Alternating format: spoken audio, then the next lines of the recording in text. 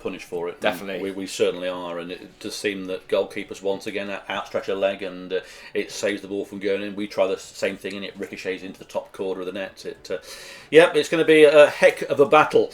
But it's going to be one this afternoon against, as I say, a very good side. Their leading goal scorer is Amari Morgan-Smith. He's on 9 goals, 3 of those through penalties. We have to keep our eyes on him. If you want to give the teams out, Matt, so the listeners can hear the team. So if we go for the Kettering squads, then number 1 is Paul White, number 2 Gary Storer, number 3 Marcus Kelly, number 4 Joe Scars, number 5 Sam Cartwright, number 6 Michael McGrath, number 7 Lyndon Meikle, number 8 Aaron O'Connor, number 9 Daniel Enty, number 10 Connor Kennedy, and number 11 Ben Milnes. And the substitute for Kettering today, number 12 Elliot Hodge, number 14 Brett Solcombe, number 15 James Brighton, number 16 Javan Vidal, and number 17 Mo Sereth. There's quite a few changes there again, Paul. As I said before we came on air, there seems to be a lot of swapping, a lot of changing going on. I know we've had a couple of injuries, but more with suspensions as well. But again, there doesn't seem to be the consistency. It seems like, it's almost a rush, and this didn't work, we're going to try something else. And having, O'Connor and NT out there, I'm hoping maybe we're going for the 2 attackers, especially at home as well, because that's something we seem to lack at the moment, especially at home games. We seem to flood the midfield, but often that seems to be bypassed, and then the pressure's on the defence. It is, and missing from the squad are Alex Nimley, who last we heard from Nicky Eden that he picked up an injury. Joel Carter, last we heard from him, he was on holiday. And there's no sign of Luke Graham in the squad, or even on the bench with Nicky Eden. So we'll try and find out what has happened to those 3 for later in the afternoon. But that's 3 more players that aren't there. And of course, if you haven't already heard that Michael Richards is a month on loan at Nuneaton Borough. He starts today for Nuneaton, and young Joe Massaro has signed for Kempston Rovers for 3 months on loan as well. So that's 2 more squad players that at the moment aren't with the Poppies. And incoming is Mo Sebeth. He's a midfielder that he's Spanish. He previously played for Stratford Town. He played actually in the 3-3 draw in the City Security Services Challenge Cup Shield whatever it was, award in that 3-3 classic that Kettering lost, I think 4-2 on penalties, and also for Redditch United and a couple of minor Spanish teams. By all accounts, he was man of the match when Stratford lost in the playoff final, but he's on the bench this afternoon. And good news also is that Aaron O'Connor has been a clarification that he is staying with the club. I mean, we never announced that he was going, because he, as far as I was concerned, he wasn't going, but no, as you said, Paul, it's been a obviously challenging situation there for him. He's found himself. He's been injured. Again. He carried an injury through the pre-season. He didn't hit form when he came in, and it showed. He didn't play in a few games. There were a lot of rumours that he was going to leave the club, which were unfounded in the end. And on his day, he's a class player, Aaron O'Connor. Oh, and you've got to remember, he's had the experience at this level, higher levels as well. And the amount of times we relied on him over the last few seasons, it would be such a shame to lose a player of that quality, a player who's had that experience, who's been there, and who can bring so much to the team. So, when you heard these rumours about him being told to find a new club, while we look at the bench and think, well, where's our goals going to come from? I can see why fans were upset, panicking as well. But you know what? Maybe this will give him the boost. He's in the starting 11 state. The fans will not give him a hard time at all. The fans will be positive, and I'm sure, they'll, out of all the players on that team sheet, he is the one who probably has the best sort of reputation and is respected as well. And I really hope that it will click for him. We've seen it happen before, as you say, last season when he missed, many games at the start, and he somehow managed to work his way back in the squad. I really hope that works for him today. Indeed. Let's talk about Alfreton Town for a little while. They're managed by Billy Heath and are currently in 4th place on 19 points. What's that all about? 19 points would be nice, wouldn't it? Having lost 3 of their 5 away games, though, on their travels. Let's hope it's their 4th. Yeah, that's today. The thing. Obviously the home form's great for them. They've struggled possibly away. They come into Latimer Park, and it's always difficult to work out exactly how a game plan goes. Well, they are in form. They beat Curzon Ashton 3-2 last week. They lost to Kings Lynn 3-2 at the Walks. They beat Kidderminster Harriers 1-0. Beat Southport 2-0 at the Impact Arena. Beat Guiseley 4-2 away. Thrashed Bradford Park Avenue 4-0. And then they lost away at Altrincham. Beat Blythe Spartans 3-0. Drew with Boston United. And lost on the opening day of the season to Brackley Town at St James's Park. Their leading goal scorer, as I said, is Omeg Morgan. 9 goals, 3 from penalties. Our record against them in recent seasons has been average, to say the least.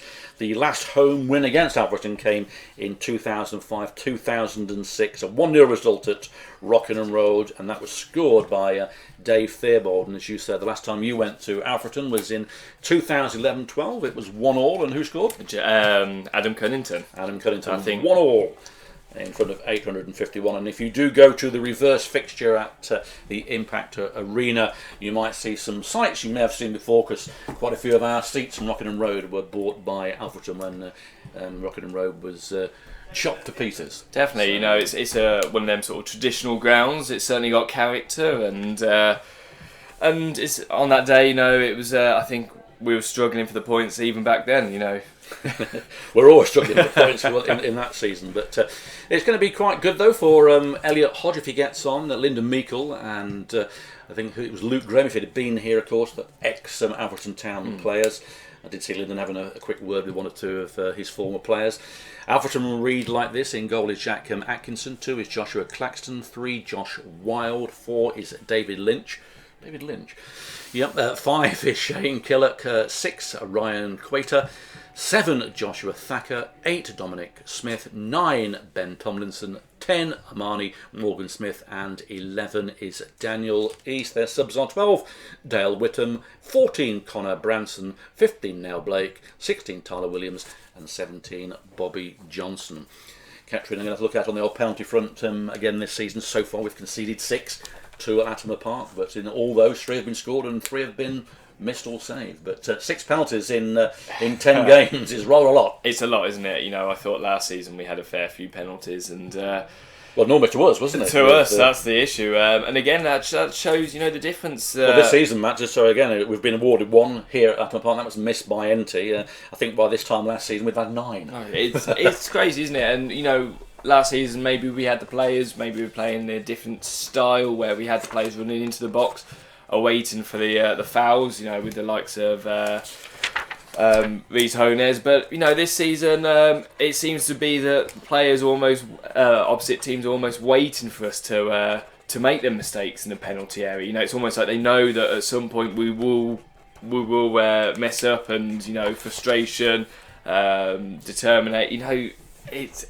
We've seen a lot of mistakes, as you said earlier on. It's affecting Kettering a lot. It really is different this season. That maybe last season we could have got out of it, but this season, concede that goal, and it looks very difficult for us to ever get back at it. So, we've got to see an early goal. I know we saw one against Gateshead, but we've got to see the whole game out as well. And again, that's another issue. Them last 20 minutes, half an hour, the amount of goals we've been conceding again. It's not great to look at, but there's still time, and I think there's still faith there as well that the players we have out there can actually turn it around. Well, so far we've had 9 different goal scorers, including an own goal of the 12 goals.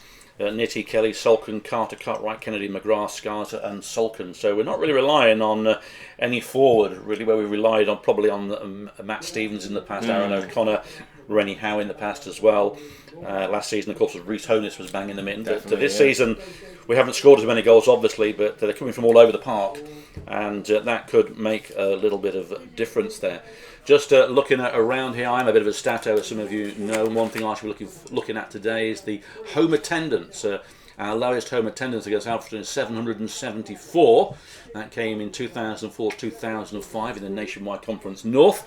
We'll have to wait and see if we can beat that today. Hopefully we can, as the attendances have been rather good. No excuses today. There's no school holidays anymore. No, not at all. Lovely weather as well. Lovely weather, yes. Barbecue weather again out there. So that is going to be good. Just a few things for you, just to relate to. Next Saturday, of course, is the Emirates FA Cup against Sutton Coldfield Town here at Latimer Park. That was after that superb 3-1 away win at Redditch. Oh, definitely, an amazing result. Well, that's it. I mean, it was obviously a fairly localish derby as well. That game there, and I think the Amial derby. Well, a lot of people would have had money on Redditch to progress there. Well, I did. I prepared the programme all ready for Redditch. They knew, didn't they? But no, fair play to them, and now they've got that reward of coming here. But you know what? It'd be nice for Kettering to almost use that as a confidence building game as well. It's the FA Cup and there are the old banana skins all over the place. But it would be nice to almost move the concentration away from the league and try and build and restore the confidence in the squad. And maybe give a couple of the players who are on the bench that opportunity to make their way into that starting 11 as well. And maybe that could knock on our season. Well, prior to that game, where I think it will be more of a change around, is on Tuesday night here at Latimer Park, is the game against Cutner United in the Northants Senior Cup first round at 7:45 kick-off. I'd have thought maybe we'll have some different lineup in that game. We will be covering it in some capacity. Not sure if we're going to be filming it, broadcasting it, or just twittering it. But there will be coverage of that game from one of our media outlets regarding that Northants Senior Cup. But we definitely will be here for the FA Cup, obviously. Matt and myself will be here. And then we're away at Hereford. Oh, lovely. The scene of a 4-1 defeat in the last game of the season almost, when Hereford won the league. A certain, I think it was, what's his name, who played for them? I think Michael McGrath, yes, he was in that side that beat Kettering 4-1 that day. And it'll be nice to go back to Edgar Street, where we were treated superbly.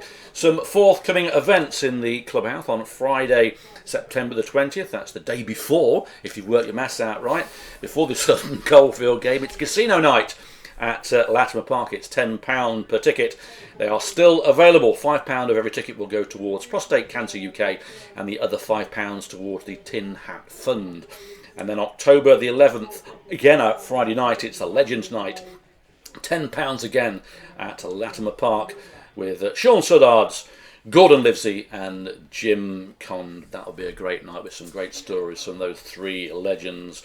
And we should be there. Well, I should be there. I think comparing it for you all. So that should be other than myself, it should be a good night. So yes, we've all got that to look forward to. But today we've got Alfreton Town at Latimer Park. It's their first visit here. I'm not sure what they'll make of it, but they've got to get on with it. Pitch, I must say, looks rather good out there for this time of year. Yeah. It's had a few matches played on it so far. But it's going to be an interesting one. As I say, in the last, the 16 games that we've played against Alfreton Town since 1921-22, Kettering have won 6 of those. They've lost 4 and they've drawn 6. But the Poppies wins were really early on in the encounters. 5-1, 6-3 and 2-1 in 1921-22 is the 3 of the wins. So unless you're very old or got a very good memory, then you wouldn't remember any of those. No Kettering player since Deacon in 1922 has scored a hat-trick against them, and in fact no Kettering player beside Deacon has actually got more than 1 goal against Alfreton in a game. Well, there we go. Let's see if some of them players out there so they can challenge and try and break that record there. Yeah, in the Conference North it reads played 8, we've won 1 at home, drawn 2 and lost 1, 3 goals for and against, and we've won 2, drawn 2 away as well. So that's a better result away actually, with 6 goals scored and 4 against. So that's the Alfreton Town sort of stats for you today. We'll be joining upstairs in the gantry in around 5 minutes. I wonder who's upstairs in the gantry, do you know? I did see a few faces who may be on later on. Did you? Not the two that sat here, are they? Yep, so we will be up there in a little while to, hopefully with Gary Foreman as well, to give you full match commentary of this exciting match before we can show the highlights. And if you haven't heard, I will just let you know what things have changed this season. That because of the Vanarama National League restrictions, we're not allowed to show our match footage until 1 minute past 12 on Sunday night, or 12 noon on Wednesday for Tuesday matches. But we can put on our interviews and post and pre-match if we can, and that will all happen later in the day. As I say, all highlights is on Poppy's TV website, and you can access that at normal channels. And if you haven't subscribed to our YouTube channel yet, please do so, as we have 1,371 subscribers at the moment, which is fantastic. And for every subscriber we make over 1,000, we do make a little drop of money in that. So we need to get as much money in as possible to help the club develop this season, and that's one thing that we're going to have to see next week. I do know there's a couple of players that are cup tied. I'm not going to announce them in case there's anybody from Sutton Coldfield listening in, but we have got a couple of players that are cup tied, so the squad gets smaller and smaller. Do you think, Matt, that there'll be any more players coming in the week? Well, no, but there's always rumours and talk as well, isn't there? And the thing is, you might be bringing players in, but whether they're cup tied as well is another question. The FA Cup starts so early on, and you get some players who might have struggled to find a club during the off season and may have just be playing a couple of games for low down league teams. So it'd be nice to know if we can start building on that, especially with the likes of Richards going out on loan and Joe Massaro as well. That sort of. I think Massaro's gone obviously just to get some match practice. Yeah. Also Richards has gone through a sticky patch with Kettering. I think he needs more game time, and he's gone there for a month. I think it's Craig Stanley just joined them as well. Craig Stanley, yes, so, and Jordan Wright, ex-Kettering goalkeepers there. So there's quite a few Kettering players there with Declan Towers and Richard Lavery, who was there, of course. Assistant manager, so it's quite a Kettering connection. There always has been. In fact, Nicky Eden was manager. Wasn't he? Yeah. Sorry, I'm thinking Derek Brown as something else in the former life. But yes, yeah. We can't go into that. We all know where that's going. But yes, it's almost a parent club, isn't it? Well, that's it. But it's a strange one because again, they had a massive squad at the start of the season, and they seem to be adding throwing more players at it. 4 players have left, and in reply there, but not too bothered about Neaton Borough. We need to get some more players in here. I do know that the club have been looking at strikers and a central defender, but at the moment we've got no new news. It's the defence, which, as you said, central defenders as well. I mean, the fact we had Luke Graham getting man of the match performances earlier on in this season, where he wasn't even in the team last year. We've relied on someone with that experience, but that's not sustainable throughout the whole season. And I can understand why they're looking now at players, but again, it needs to be the experienced player coming in, knows this level, won't take any nonsense, and also have that sort of commanding style as well. Richards was our captain at the start of the season, and now he's disappeared. So there's a lot of movement going on in that squad, and it must be difficult at times.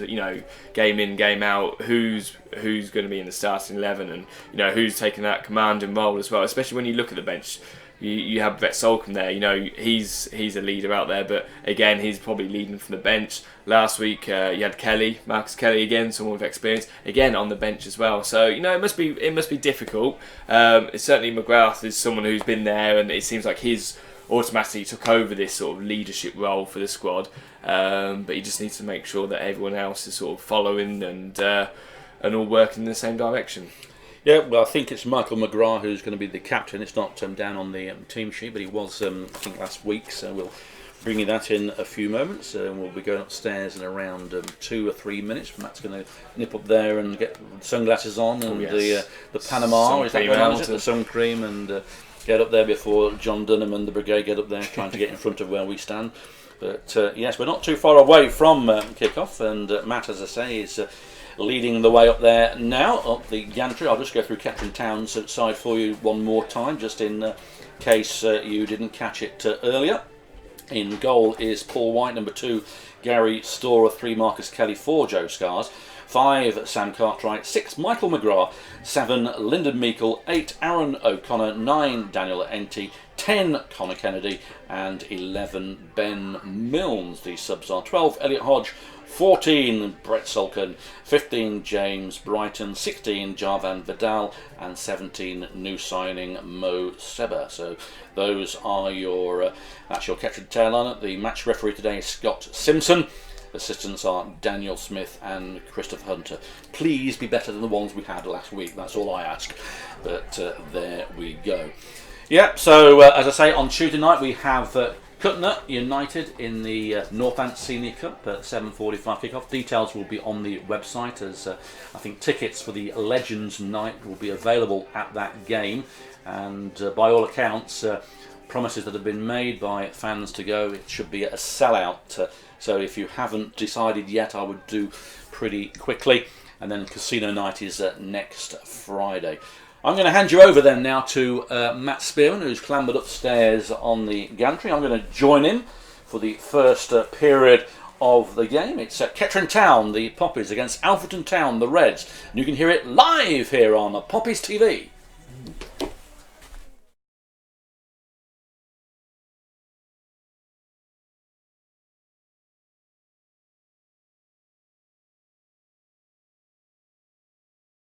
Park as Nick Eden makes his way over the pitch from the tunnel, where I can see the Kettering Town players and the Alfreton Town players lining up. We have the mascots with their flags waving and waiting for the two teams to make their way onto the Latimer Park pitch. It is sunny and warm, and I imagine there will be quite a few opportunities for drinks breaks as the two teams finally make their way out for this Vanarama National League North game.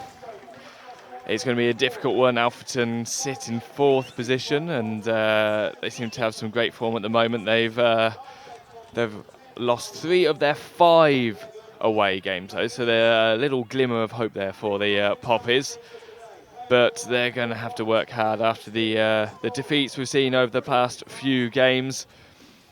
But it's good to see that number 8, Aaron O'Connor, makes his place in the team. He's starting for the Poppies this afternoon. And after all the talk of him leaving the club, it'll be great to see him be given this opportunity now to show exactly what he can do, and it looks like he'll be partnering Daniel Enty up at front. Hopefully Kettering will be going for a 4-4-2, a more attacking option. At times we've seen the lone striker very much alone, doing a lot of work but not finding the back of the net. So certainly hope Kettering will be able to have a positive game today. We've got Gary Foreman, who's just made his way up to the gantry as well, and I have to say, for the first time in a while, it's good conditions up here as well.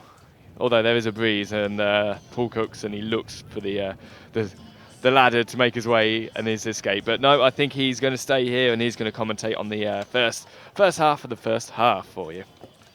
Thank you, Matt, and welcome, Gary. As I say, it is rather balmy up here. Balmy Army? Balmy Army, yes, but it is Alfreton playing in an all-blue outfit with yellow trim, and they're at the moment they're in the Brian Martin's stand, so they will be kicking from right to left as we speak. And Kettering, of course, in their usual red and black stripes, black shorts, and new man Mo Seba has arrived in the dugout. Anything you know about him, Gary? Very little. Obviously it's Stratford, I think, the last haunt that we know him from. We think he might have played in the FA Cup game against us, but it was the City Security Services, the 3-3 League Cup game. Yeah, League Cup game. Yeah. Sorry, he was man of the match apparently in the final when they lost Stratford in the playoffs. So he's got some pedigree. Let's hope that pedigree doesn't turn to chum, and we can win a lot. More than we have been doing. Everybody who doesn't know, Paul has got 2 dogs, as you can tell with the puns.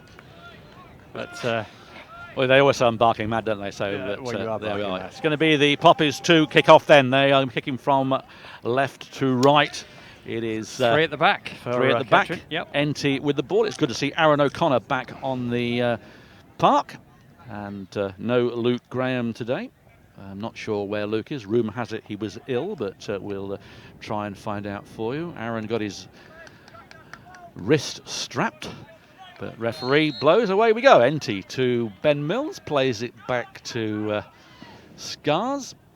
Long ball towards O'Connor, gets a flick on towards Enty, but cut out by Killock. Back towards Enty though. Enty comes out, comes the goalkeeper, out comes Enty, and that's a penalty. Goalkeeper brings down Enty right on the edge of the penalty. What a dramatic start here for Kettering. And there's a possibility here he's going to go into the book. He is. Yep. So goalkeeper Jack Atkinson within, well, how many seconds? 23 seconds. Kettering here have a penalty. Wow. And the goalkeeper goes into the book. Not sure who's going to take it as Brett Solkin is down here. And Enty missed his last one, but he's got the ball in his hands at the moment. And I'm being told to shut up. But we shall soon see if that's valid or not, won't we? But it is Enty who is facing Atkinson. And the fans behind the goal there waiting with anticipation as he comes up. Referee blows a whistle. In he comes to goal! Wrong way, right into the top right-hand corner. 1-0 to the Poppies. Well, talk about fast starts. That was probably the fastest I've seen up here for a long, long time. The through ball came through. I didn't think Daniel Enty was going to get there, but it's just another example of what pace he's got to dart in between the last defender and the goalkeeper. The goalkeeper went to ground with an end-stretched arm. Definitely caught the player. Definite penalty. And what a finish from Daniel Enty. And what a fillip for Kettering. 1-0 up against Alfreton. I'm going to have to check that as the quickest goal was 14 seconds by... So the penalty was awarded on 23 seconds, so not quite the quickest goal that Kettering have scored, have been awarded, but good enough. And Kettering take a 1-0 lead as the ball is back underway. Storer gets it towards Kennedy, pushing the back there on O'Connor, nothing given, he goes down. Ball's with Meikle in the centre of the park, it's out wide now to Scars. Scars plays it long again towards Enty. Enty, 3 goals now, he's the leading goal scorer at Kettering. He's the 13th goal that we've got as O'Connor comes inside and referee says the ball gone out and says it is a throw-in, much to the discomfort of the Kettering fans that are watching over on the far side. Just pause to get a breath again. Back after that start. Well, yes, tremendous start for Kettering. Let's hope that that continues. Long way to go, and if you are going to concede a goal, then I suppose in the first minute or two is the best time, if there is a time to concede. Kettering, of course, have been ahead before and come out second best, so we'll have to wait and see how that goes. Obviously, as Cartwright gets the ball, flag goes up, and offside on the far side. Paul White in his neon green kit doesn't collect the ball. It's left for the number 10, who is Morgan Smith, their leading goal scorer. He's scored 9 goals this season, 3 penalties, so if they do get one, he's the man that will probably take it. Paul White. That's quite a scoring record, actually. Sort of 10 games played and 9 goals, so he's obviously a threat. Enty flicks the ball on to Storer, who's being battled, cleared by Josh Wilde. It comes across the park towards Ben Mills, though. Ben Mills to Kelly. Kelly inside the penalty area, might try a shot, does, fires one in, comes in, 2!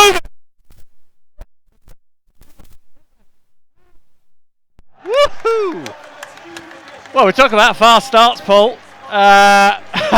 Marcus Kelly, left foot. What a wand of a left foot he's got, because that was planted right in the bottom corner. No chance for Jack Atkinson. And, well, we're in dreamland, 2-0 up. Well, they haven't even parked their bush yet. Look over there, Alfreton. It's just coming into the car park. So I bet they want to get on there and get out pretty quick if this continues. Let's hope it does. 2-0 in the matter of minutes here at Latimer Park. Fantastic start for Kettering Town. And it is going to be one of those games. Can we continue at this pace? Alfreton shell-shocked by this start by Kettering. They are shell-shocked. I think some of the Poppies fans are a bit shell-shocked as well, to be honest. What a beautiful strike. I mean, we've seen that before with Kelly, and they've gone wide, and so just inside the penalty box, just picked his spot and, rifled it in. We know he's got that kind of quality, though, don't we? We do, and it was proven there. Great goal from Marcus Kelly as Alfreton trying to get the ball, but they booted it out of play. It was a poor ball there from David Lynch. I thought it was a music director, isn't he? A film director, David Lynch? Yeah, didn't he do Twin Peaks? That's it. I knew I'd heard him somewhere, but ball hoofed out by Storer, so now it's a throw in to Alfreton. Killock down here to take that. A lot of shouting from the Alfreton bench, and rightly so, as Atkinson comes out to put the ball back to Killock, who's pinched a few yards for this throw in.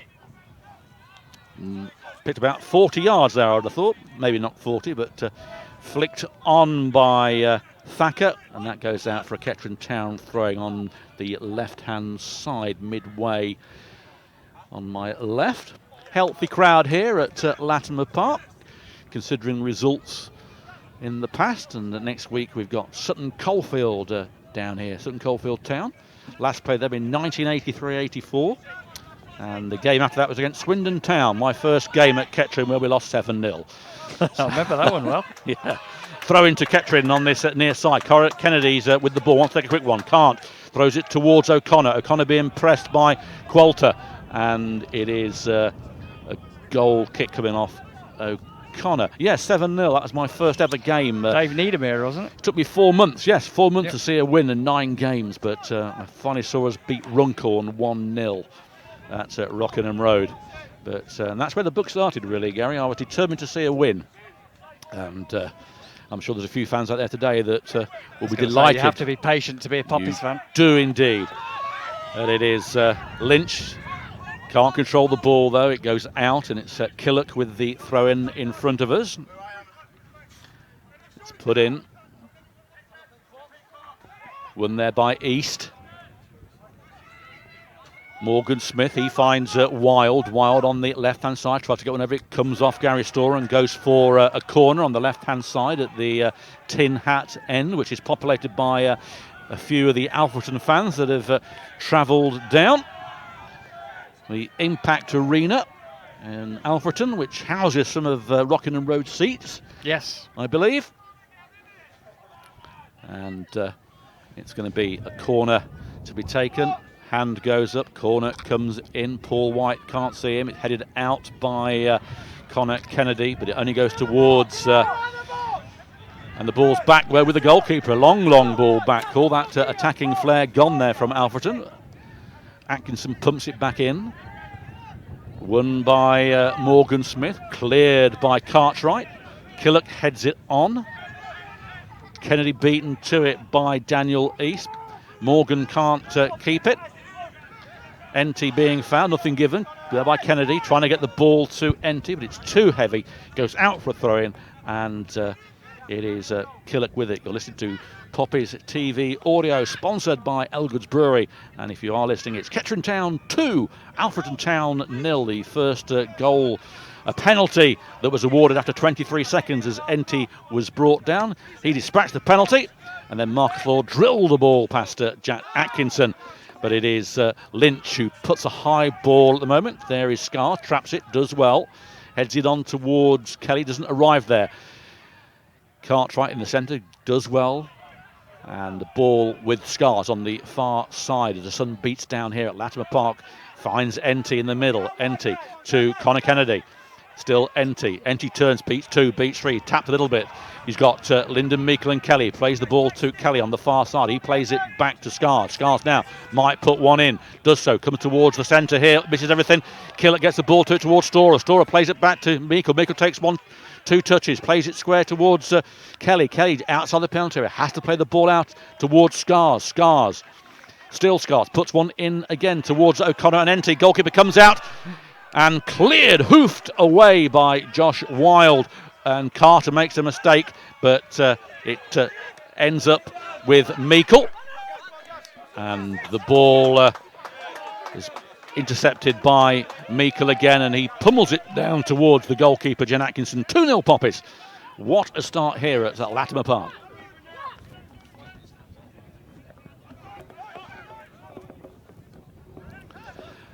Atkinson then push But the number 9 won the ball. Tomlinson, it gone out wide. It came off Cartwright. And that is a throw-in to Alfreton on the left-hand side, about 10 yards from the corner flag. It's being left for Clackstone to take the throw-in. It looks like it's going to be a long one by the preparation. Change his mind. He puts it to Josh Wild. Back to Claxton. Claxton back to Wild. Wild left-footed puts one in. Headed out. And Morgan got there first though. And there's a bit of a mix-up here for Kettering and cleared. Shot comes in off the line by Cartwright. There was all sorts of panic in the area there. I thought they'd have got a goal back. Yeah, well, we were talking about defensive mistakes, and I thought that was another one that's going to lead to a goal. That was almost another gift. Confusion at the back post there between, I think it was Marcus Kelly and the goalkeeper, Paul White. And neither of them dispatched the ball very well. The shot came in, fortunately for Kettering. Sam Cartwright was on the line and able to clear it out for, it's gone for a corner. Yep, it's one of those, the rub the green this time was with Kettering, as last week that would have gone in. Corner comes in low. It's an interesting one here to East. It comes off Cartwright, and Meikle goes down in the challenge, cleared by Connor Kennedy eventually. It comes towards O'Connor by the halfway line, has to play the ball back, does so towards Kelly, who loses out to the number 10 Morgan Smith. But yes, defensively again a bit nervy, and my disposition at the moment isn't particularly good anyway from last night, but that made it even worse. Not the old red wine again, Paul. No, it's a bad chip I had at a restaurant. It affected the meal that I had. Yeah. We've all been there. Yeah. So it's Cartwright in the centre of the park going forward for the Poppies. He's still advancing forward, puts a long ball in towards Enty. Enty does well, gets it towards Meikle, traps it down though, still has it Enty. He's then blocked out of it.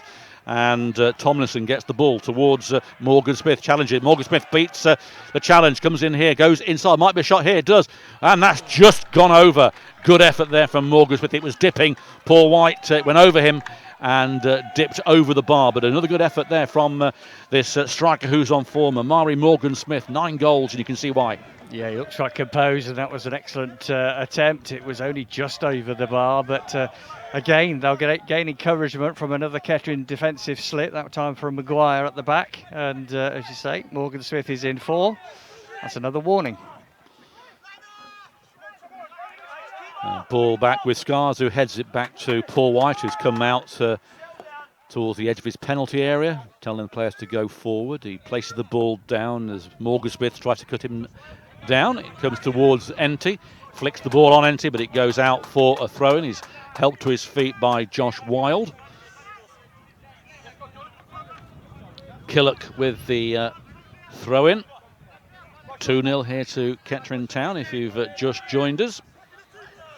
Throw-in comes in. Kennedy heads it on, but it goes out again for a throw-in. Helicopter flying over beneath. Must be Sky News. They've heard that Kettering are 2-0 up. Breaking news. Breaking news. Shane Killock with the throw-in. Gives it to Ryan Qualter. Back to Killock. Back to Qualter. Right-footed in the penalty area there. Good win by Cartwright. Hooked away by Kelly. Gives Aaron O'Connor a chase, but I think Dominic Smith will get there first. He does, but only gives it towards Kelly. Kelly pumps it forward, but Qualter has to play the ball towards Smith. Does so, gives it away, and Scars plays it off Daniel East, and that's a throw-in on the far side. Yeah, very nice conditions up here tonight. Most of us are in shorts. John Dunham's wrapped up. It was the north face of the Eiger. No. John Dunham, you might think it's February the way that he's got a Parker coat on, he's got a gloves on, a hat. But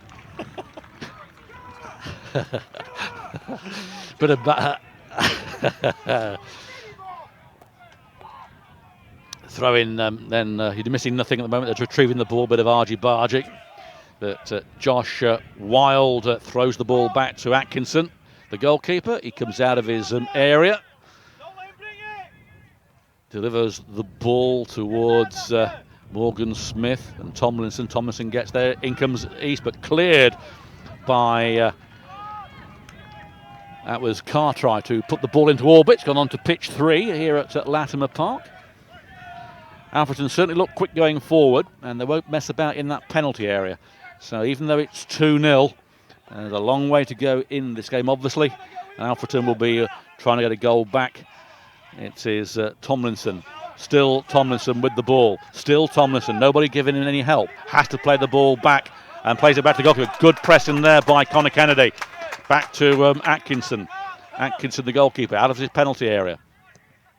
Plays a ball towards East. Won by Wild.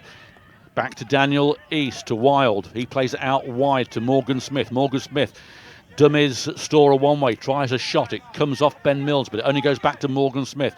In comes Meikle, who robs him, and away comes Lyndon Meikle. Plays a ball, but it's cut out by David Lynch, but the linesman says that ball was out. It looked very harsh to me, but no? No, it looked out to me. Well, about half an inch it was out, but Well, half an inch is all it takes. So I've heard. And it is Storer to take this throw in. He does so. No, he doesn't. He steps back in front of Nicky Eden, plays it to Meikle. Meikle, rather flat-footed, has to play the ball. He's under pressure here and has to play it back to Cartwright. Cartwright looks up, sees Paul White. Paul White hoofs the ball towards Enty. Enty got a flick on here for O'Connor, who's got Killock in front of him. He's out wide, is O'Connor by the corner flag as we speak. Meikle is coming to help him. Here is Meikle. O'Connor goes into the area. Still Meikle squares the ball. It's a good square ball if Scars can get onto it. He can't get a shot in, but he now plays it back to Meikle. Bit of head tennis, a poor ball that Meikle has to trap and head, which he does well. Not a lot on for him now. Plays it in towards Enty. Flicks on towards Kelly. Cut out. Cries of handball, nothing given. Cleared. Milnes gets it towards Cartwright. He finds McGrath, and he plays it wide to Scars. Back to McGrath. As I say, 3 at the back today. Different formation by Nicky Eden. Kelly to Scars on the far side. Plays it in, but it's a loose ball, and David Lynch mops that one up very easily. Plays it out wide to Josh Wild. Wild advances into the Kettering half, over the halfway line. Plays it back, though, to Killock. Killock, left-footed, plays it long towards Morgan Smith. Loses the header to Cartwright, and it will be a throw-in on the left-hand side in Kettering's half. It's about 5 yards from the corner flag, and another chance for Alfreton to impose some danger to Kettering. It's going to be Clackstone with a long throw-in. He tried this tactic before. Fooled us, didn't do one, but he's trying it again, but it will be a long throw-in this time. It is. Headed out by Connor Kennedy. Only towards Josh Wild. There's Storer underneath it, but he only heads it to Wild. A poor header by Storer, really. And Ben Milnes places the ball out as Josh Wild goes to retrieve it for another throw-in on this left-hand side. Cut out, though, by Storer. He plays it long. There's nobody there. Dominic Smith in the centre of the park. The only Alfreton player beside the goalkeeper in their own half. He's going to pump the ball back in. He has done. Morgan Smith is there. Paul White comes out. Good take by Paul White. And he takes that well. Round of applause from the fans. Bowls it out to Scars on the far side. Scars plays it long for O'Connor, who's offside. And there goes the flag. The referee signals it as Alfreton had the advantage. Given away to McGrath. He plays it to Kelly. Kelly to Scars. Scars to Enty. Enty turns but loses the ball. Says there's a foul. It wasn't. Thacker plays it to Ben Milnes.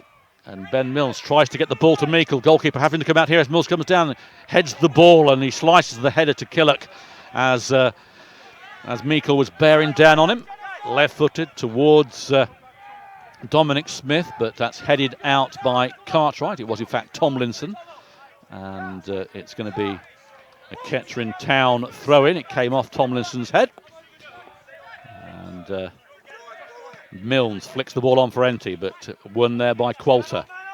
Big push there on Storer, and the referee going to have a word here. Storer's gone flat down right in front of the Alfreton bench. And nudging it back from Tomlinson. It was, yeah. Tomlinson nudging the back on Storer, who's got up. He's wiping himself down. Paul White comes out of his goal mouth to take this free kick. picks the ball up, takes it back and puts it in one of the rings that are on the pitch. Water rings, I think they are. Fairy rings. Fairy rings. I know it's something to do with. I know you know all about fairies, but comes in. Paul White towards Enty, the penalty area. Enty the flick on there. Here comes Kelly, chests it down. Flick on by Kennedy towards Enty, beaten to it, then cleared by Thacker. Own towards Storer. Storer plays it back to Kelly. Kelly switches it on the far side. Can Milnes do anything with this? He can. He flicks it on for the overlapping Scars. Good football there from Kettering. It's back with Milnes, though, being pressed by Morgan Smith. He plays it back to McGrath. McGrath out wide to Scars. Scars having to play the ball back to McGrath. Kettering being forced back. And it's back with Paul White. Little chance to breathe there. It's been quite exciting stuff if you've been a Kettering fan so far, as Paul White pummels the ball forward towards Enty, who flicks the header this time. It comes off an Alfreton player. O'Connor tries to get there, headed out by Sean Killock. Milnes goes down, nothing given by the referees. Connor Kennedy wins that one, cleared though by Josh Wilder. Bit of panic stations here as Cartwright leaves it for Paul White, comes out, hoofs the ball towards Enty. Enty, and there is O'Connor offside. And Enty has put a shot that just goes wide of the post, would come to nothing. And it is 2-0 to Kettering Town with 20 minutes gone in this first half. I'm going to hand you over now to Matt Spearman, who'll see the last 25 minutes out here with Gary Foreman. 2-0 for Kettering Town. Welcome aboard, Matt. Thank you, Gary. Well, that was certainly a quick start for Kettering, wasn't it? Yep, fast show, no doubt about that. Indeed, and the game's certainly settled down since then, but I don't want to jinx it, but Kettering are looking comfortable. Just as I say that, a foot does go in there and referee gives Kettering a free kick. But yeah, Kettering certainly looking more comfortable at the moment. I don't know if this is a slight change in the formation or that great starts allowed them to build the confidence there. It's always a difficult one. You score really early and it's always a dangerous thing to do sometimes, isn't it? It's to be able to defend that throughout the whole game, it can be difficult, but Kettering seem to be doing okay at the moment. Yeah, I think if they've got just one goal, it might be a different kettle of fish, but 2 goals up, and the onus is on Alfreton to commit more players forward. And the likes of Daniel Enty up front in terms of on the break. We've got players that can break quickly. That should be to our advantage, but we do need to keep it tight at the back. We've had a couple of modest scares at the back so far, and as long as we stay tight at the back, then the pressure will just grow and grow on Alfreton. Certainly, as the kick there goes into the Kettering box. A couple of times now, Aaron O'Connor has been flagged for offside. He's certainly playing very high up at the moment, adding that threat and asking questions of the Alfreton defence. But the cross from Wild comes off a Kettering player there. Will be another corner for Alfreton. And this is when Kettering need to be switched on. Aaron O'Connor is the only player staying up at the moment. Everyone else making their way back to pick up a man or to be in a certain position or to be on a post. Although saying that, it pretty much looks like everyone's on that goal line. Certainly very cramped conditions for Paul White. Corner goes in near post, headed out, straight back to the corner taker. He has another opportunity to cross the ball again. Straight on Paul White this time, who unchallenged holds on to the ball and just awaits for the Kettering players to get back into position. Short bowl towards Gary Storer. He looks up, gets a deflection, but it's kept in by Enty, and it's in the middle of the park now with Meikle. Meikle out to the left-hand side as Kettering trying to bounce back towards Meikle in the middle. He looks up, he's got Kelly going in on the edge of the area, couldn't quite find him though. And the ball now is on a breakaway with Alfreton. It's their number 9, Tomlinson. Tomlinson plays out wide. Ball then crossed in low, cut out there by McGrath. Now with Scars. Scars plays it forwards towards O'Connor, chests it down. Looked like there was a push on him there, but the game continues before it's cleared out by Qualter. Throw in for the Poppies, and another opportunity to try and hold on to the ball, and that's something which has impressed me with Kettering so far. They're able to retain possession quite well, and even when they have to play the ball back towards the defence or back to Paul White, they're still able to maintain that possession. Yeah, they're making use of the wing-back system today quite well. Alfreton have got 4 in midfield, but they're playing in a diamond formation. So when Kettering have got the space to get it wide, then that's when they're hanging on to the possession the best. Ben Milnes with a looping ball in the air, has another opportunity, traps the ball, is under pressure, gets past the number 7, plays it forward to O'Connor. Meikle now, Meikle just needs to look up. He's got options and he plays it to NT. NT now charges towards the penalty area, crosses the ball in, although it deflects off the Alfreton player. He controls the ball, NT, and plays it back towards Scars, who McGrath. Scars with the ball, back and forth at the moment, just trying to find a space, and they do find the space with Ben Milnes, although his control lets him down, and Kennedy couldn't quite get on the end of the loose ball, and that rolls all the way through to Jack Atkinson. He plays that forward, trying to find the front line of Alfreton. Still with Alfreton's number 9, Tomlinson, plays it wide all the way across the number 11, Daniel East, who then gets the ball. East to Tomlinson, out wide. Ball crossed in, headed out. A great jump there from the Kettering defence, and the ball bounces straight over the Alfreton defence before being played all the way back. That's Kellogg who plays it all the way back to Atkinson in goal.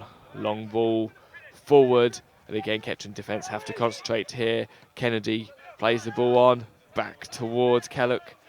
Kellogg controls it, he looks up, he's got options in the box, he plays a nice ball in just on the edge of the penalty area, although Scars watches 2 Alfreton players go for that before clearing the ball forwards toward NT. NT didn't quite time his header right there, but Kettering still continue with possession.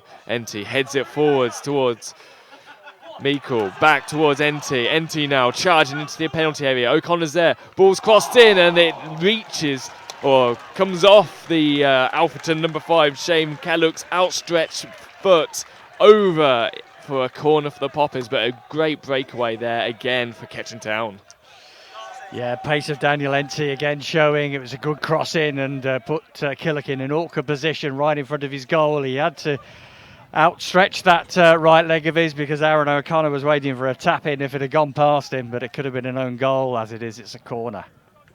Milnes is going to take the corner for Kettering. He's got both arms up, plays the ball in onto the goalkeeper. There's a header there, but it comes away towards the edge of the penalty area with Meikle. Meikle showing a lot of control there before playing it flat towards Milnes. Milnes plays it far onto the edge of the penalty area. It's going to take a lot to get this ball crossed in for McGrath. He's controlling it at the moment. He does need some support. He does play it towards Milnes. Milnes heads it in, and there's a wild shot there from O'Connor, although it's not too wild because it actually comes off the Alfreton player for yet another corner. And this is certainly giving some delight to the Kettering fans who are in the sun to the right of us in the Brian Martin Pallets stand. Just finding half a yard around the penalty box, which is encouraging for Kettering, and it's giving them the chance to work a few semi-openings. That's putting the pressure on the Alfreton defence. It's a good spell. Marcus Kelly, the person who got the second goal for Kettering this afternoon, to take the corner. Corner goes in. It's a long corner this time, and again there's Kettering players there appealing for another corner. It does come off the Alfreton player last. Another corner for the Poppers. Let's see if they can do something with this extended pressure they're putting on the Alfreton defence. And this time Ben Milnes goes over again to take this corner. So Kettering with a number of corners, playing it very close to the goalkeeper each time. Corners taken again on the goalkeeper. This time there, ball comes off. It looks like Connor Kennedy, awkward bounce off him and over the goal, over the stand. And this time it will be a goal kick for Alfreton. Yeah, Jack Atkinson doesn't look as though he wants to come for anything. I mean, that ball, Connor Kennedy's header there must have been about 3-4 yards out. That really needs to be the goalkeeper coming to claim those. He's putting his defence under enormous pressure by not coming. And any sort of decent contact from Kennedy there, and that would have been 3-0. So that's encouraging for Kettering when they get set pieces again. Yeah, maybe Kettering have done their homework and know that this is a keeper who's maybe not as confident when it comes to the set pieces. Each corner has been pretty much been in the middle of the penalty area. But Alfreton now have the ball, although, as I say that, it is lost from a ambitious kick there, trying to get the ball forward, out for a goal kick for the Poppies. And Paul White has something to do here, picking the ball up and placing it on the ground. NT's furthest forward player at the moment, although O'Connor's coming level with him. Alfreton certainly got their defence high up at the moment. The ball's coming in. NT retreats to retrieve the ball. Doesn't quite get it yet.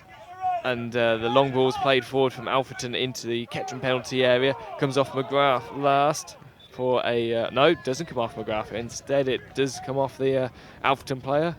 He thought it was going to be a corner. In fact, it is a goal kick. He knew he touched it. It was a bit of kidology, though, by running to the corner spot to retrieve the ball, to take the corner quickly. And, yeah, the ref wasn't falling for that one.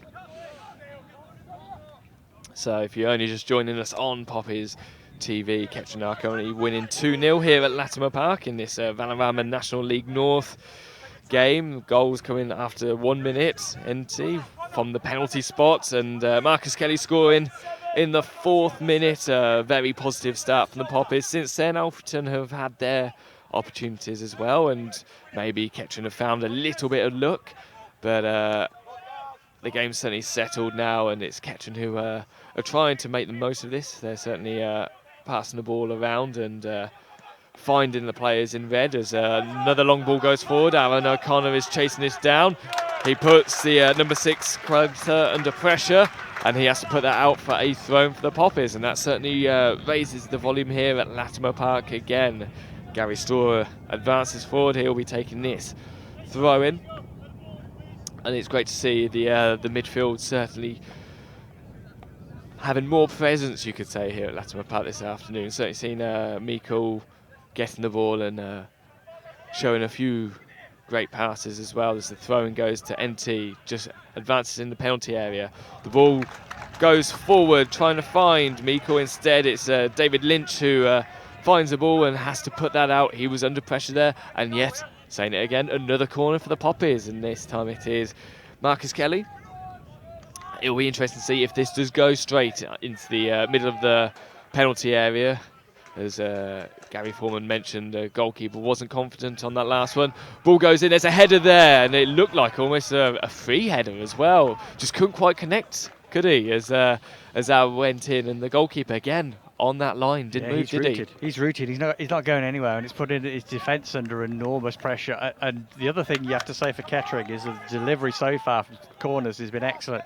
Ben Milnes on the right-hand side, Marcus Kelly on the left, putting it in that danger area. The keeper's not coming for it, and yeah, surely it's only a matter of time before we get another goal on the corner. Well, as you say, the quality of the corners coming in are great to see, and long may they continue. If you're a Kettering fan here, listening on Poppies TV, the ball goes all the way back towards Atkinson, who is going to kick this from the ground. It's a long kick forward, trying to find and pick out number 10, their top goal scorer, Amari Morgan-Smith. He's not really shown much impact so far in this game. There's still plenty of time still to go, and as a Kettering fan, you know how the season has unpanned and how being ahead doesn't mean anything at the moment here at Latimer Park. But Kettering looking confident as the ball goes forward towards Alan O'Connor. He is on his own at the moment as he comes into the penalty area. Only the number 8 is ahead of him, who manages to cut out the ball there. Kettering still asking questions of this Alfreton defence before the long ball goes out and is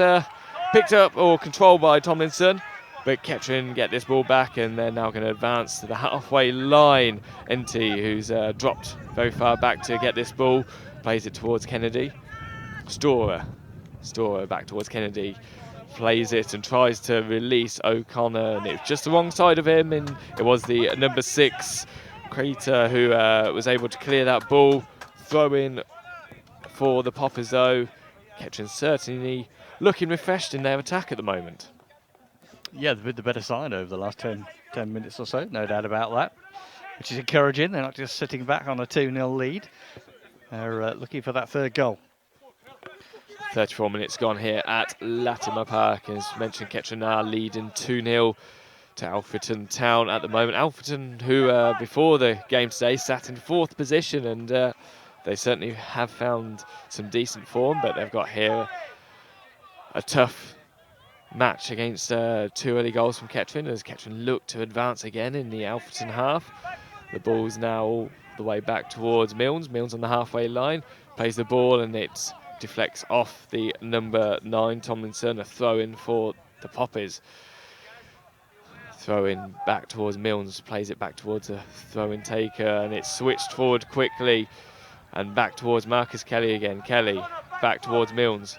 Milnes is going to switch this all the way over, and he finds Storer, Gary Storer unmarked. He releases the ball forwards, trying to pick out Lyndon Meikle. Meikle is going to have to do a lot here to keep this in, and unfortunately it just rolls off his boot out for a throw-in for Alfreton, but Kettering still can apply some pressure here and try and keep Alfreton in their own half. Lyndon Meikle certainly has been a threat for the Poppers this afternoon, has shown a lot of presence in the midfield, as Kennedy heads the ball forward, out for another throw-in for Alfreton. Killock to take the throw. Did have a shout there from his goalkeeper, but instead he wants to play this towards the Kettering goal. A long throw by continues to roll, and Gary Storer just watches the ball out, although he feels it came off Thacker.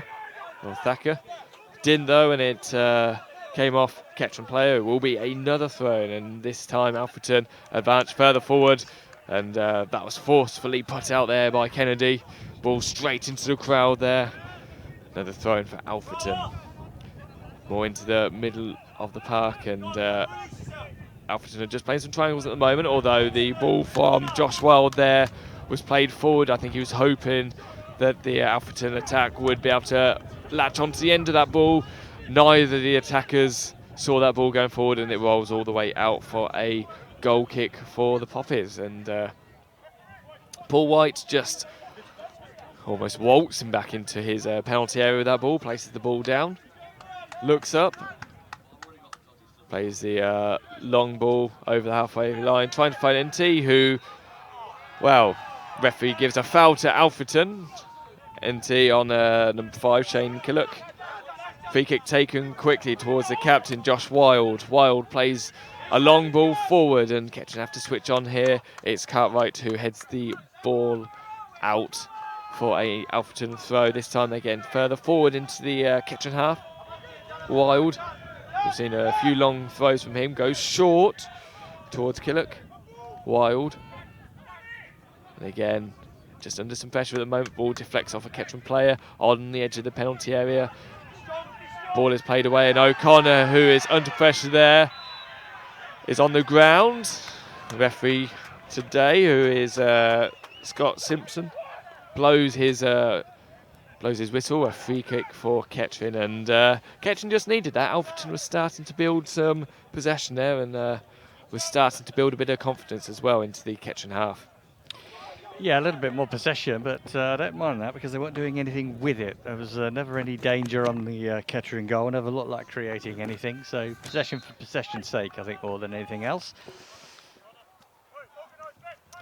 Free kick is taken, and it's trying to find Gary Storer, but instead it's seen out for a throw-in for Kettering. Storer just taking his time now. It's Kettering who are slowing this game down. We've got 39 minutes played here at Latimer Park. Gary Storer just looking for options, throws it towards Meikle, back to Storer. Storer just trying to play the ball further forward towards NT, but had the angle wrong as the ball left his foot, and that went straight out for a throw-in. So Alfreton with the opportunity to get out of their own half with this throw. Ball goes long. Kennedy is there, heads the ball towards O'Connor. O'Connor jumps, controls it on his chest, and then controls it, continues to control it before Kennedy gets the ball. And it's not the best of passes forwards from Kennedy, but it allows Gary Storer to come in and get the ball. Kennedy turns, but the referee has blown for a foul on Storer just before then, and this could be another opportunity to get that ball in the box and to test the goalkeeper, Jack Atkinson. Already on a yellow card, remember. He brought down NT. Oh, Yeah, Daniel NT it was. He was fouled. in the after 20 odd 20 seconds. 23 seconds according to John Dunham on his watch. But that's a nice free kick. Ben Milnes gets the ball back. The ball is crossed in. The header off Aaron O'Connor, just looping upwards and outwards. But another great breakaway there from Kettering, and something different from the set piece as well. Excellent delivery as well from Ben Milnes. He's been spot on with Marcus Kelly, getting those crosses in, and that was a half chance for Aaron O'Connor. It sort of hit his shoulder, I think, more than anything, with his attempted header. But all very positive. Positive, something which not said that often. Not seen it too much. And, as I say, we hope we don't jinx it, but the big head there comes off McGrath. Long header there out for a Alfreton throw-in. Slowly creeping their way towards the home dugout just in front of us here. He's struggling for options though. Killock. And the ball instead is thrown. It comes off the captain, Josh Wild. And quite poor thrown in the end, allowing Kettering the opportunity now to have the throw as Storer goes long over the top of NT. He says he was pushed, but the game continues. O'Connor looks like he's being held there. Linesman says the ball was out and it will be a throw-in for Alfreton. No complaints there from Aaron O'Connor. And we have another throw-in, very similar to what we had a few minutes ago from Killock. This time Killock has the options are Wild. And a short throw from Daniel East comes for the short throw. Doesn't use it though. And Kettering have to switch on as Milnes plays a long ball. It almost comes off the head of Daniel Enty. But all the way through to the goalkeeper. Goal kick then from Alfreton. Alfreton advancing, although Milnes manages to get onto a loose ball. Plays it forward and it's controlled now by Lyndon Meikle. Plays it to his left-hand side where he finds today's captain, Joe Scars. Back towards Meikle. Meikle advances forward. He's got the number 4 ahead of him, but instead plays it towards Aaron O'Connor, who is onside. Kelly is at the far post. It goes towards Kelly, and if he was a foot taller, that would have been a bit more threatening. Unfortunately, it had a lot of power to it, but too much height over the top of Marcus Kelly. But Aaron O'Connor beating the offside trap there. Yeah, I thought you automatically look to your right and assume the flags are going to go up. It didn't go up that time. Very cute angle, but O'Connor, I think, fancied his chances. It looked more like a shot to me than a cross. And if it was a cross, then Marcus Kelly, I think it was on the back post, would have had to grow about 3.5 feet probably to have had any chance with it. But yeah, another positive step. Indeed, it just shows as well Kettering sort of not cemented in their positions. They're moving around and they're covering, which is great to see. Marcus Kelly back on that left-hand side, plays it back towards Scars. Scars into the middle towards Milnes. Just a short pass, and the short pass back finds Scars before the long ball towards Inti, headed by Crater. Ball still bouncing around, and then finally controlled by Kettering on the halfway line with Scars.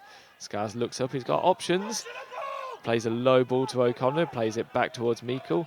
Meikle trying to release Ben Milnes. Ben Milnes gets a foot onto it. Ball going away from the goal at the moment. Crosses that in at the far post. The ball goes in and it's straight past Aaron O'Connor, who was having to do some backward magic there, but still with the ball crossed in. Headed away. Comes off. Wow, it was like a pinball machine in that penalty area as that ball went in there. Coming off a couple of the Alfreton players. The goalkeeper looked stranded, but unfortunately for him it was a tame ball and the ball had lost its power and he was able to collect it. And he rolls it out towards Josh Wild. Wild plays the ball over the halfway line. Gary Storer cuts it out under pressure. McGrath plays the ball up into the air. A lot of height, but not much distance as the ball still with Alfreton. A bit of a head tennis match going on here. Finally, NT plays it to his left-hand side, releasing Meikle. Meikle has Kelly ahead of him, but he cuts back into the middle of the park towards Kennedy, who just couldn't trap that ball, and now Alfreton look to break with the number 3 Wild. Wild releases Tomlinson. Tomlinson close to the corner flag towards Wild, and there's a slip there from Kennedy which allows some space for while to cross that ball in. Well, the looked like the player ran straight into Gary Storer there, but the referee says free kick, and this could be a threat here for Alfreton. Kettering, I think, unlucky with that free kick there. I think that was a very harsh decision. Gary Storer, he was just there, and the player ran into him. That was my view on that. That's a very harsh free kick, and it's a very dangerous free kick, right on the edge of the box, probably a couple of yards on the, just a couple of yards on the D really, outside of the box. As we go to the extra time, there's going to be 1 minute. There's certainly going to be time for this free kick to be taken. Well, Daniel East has looks more probable of taking this free kick. He's taken a few steps back, but he's also got Morgan Smith, the top goal scorer for Alfreton. He's on 9 goals at the moment. 4-man wall for the Poppies. As the referee is finally happy with the distance of the wall. East plays it towards Morgan Smith, and he plays a low ball on the ground, and it's a goal for Alfreton. A well-worked free kick there. Daniel East looked like he was going to run this and power this into the back of the net, but instead just plays it to his right-hand side where he finds Morgan Smith, and he finds his 10th goal of the season. Kettering Town 2, Alfreton 1, and Kettering will be disappointed that they've conceded that goal, because it has been pretty much Kettering all way this first half. That's cruel, that is. I didn't think it was a free kick in the first place, and Morgan Smith, he was falling over as he hit it, but he still managed to get enough power and direction to find that bottom corner. But that is a real kick between the legs for Kettering, that is. No doubt about it. They've been much the better side this half, not just with the early goals that they've scored, the play they've made, the chances they've created, the pressure they've caused Alfreton, and then a minute, just entering extra time, and there is the half-time whistle. That happens. Well, we talk about luck with the Poppies, and they seem to just run out of luck at the end of that 45 minutes with that free kick which was given. I mean, there was a slip by Connor Kennedy just before that, which allowed Alfreton to get the ball into the penalty area, and you think, well, maybe if he hadn't slipped over, he may have been able to clear that. But Gary says the half-time whistle has gone here at Latimer Park. It's Kettering Town 2, Alfreton 1, goal scored by Daniel Enty after 1 minute and Marcus Kelly after 4 minutes. Alfreton just finding the back of the net to claw 1 goal back through their number 10, Amari Morgan Smith. That was in the 45th minute, or that was in the 1 minute of extra time we had here. So half-time here. 1, and we'll be back for the second half, where you'll hear more from Paul, from Gary, and from myself.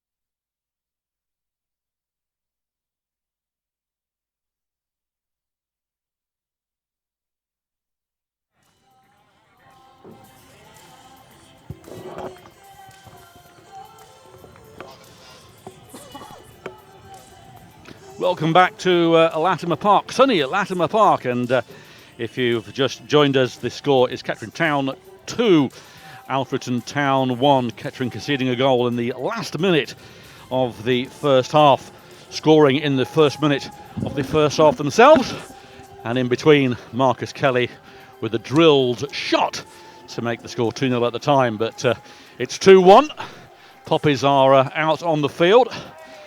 Doesn't look like any changes, and they played exceptionally well in that first half. It was a well-constructed free kick.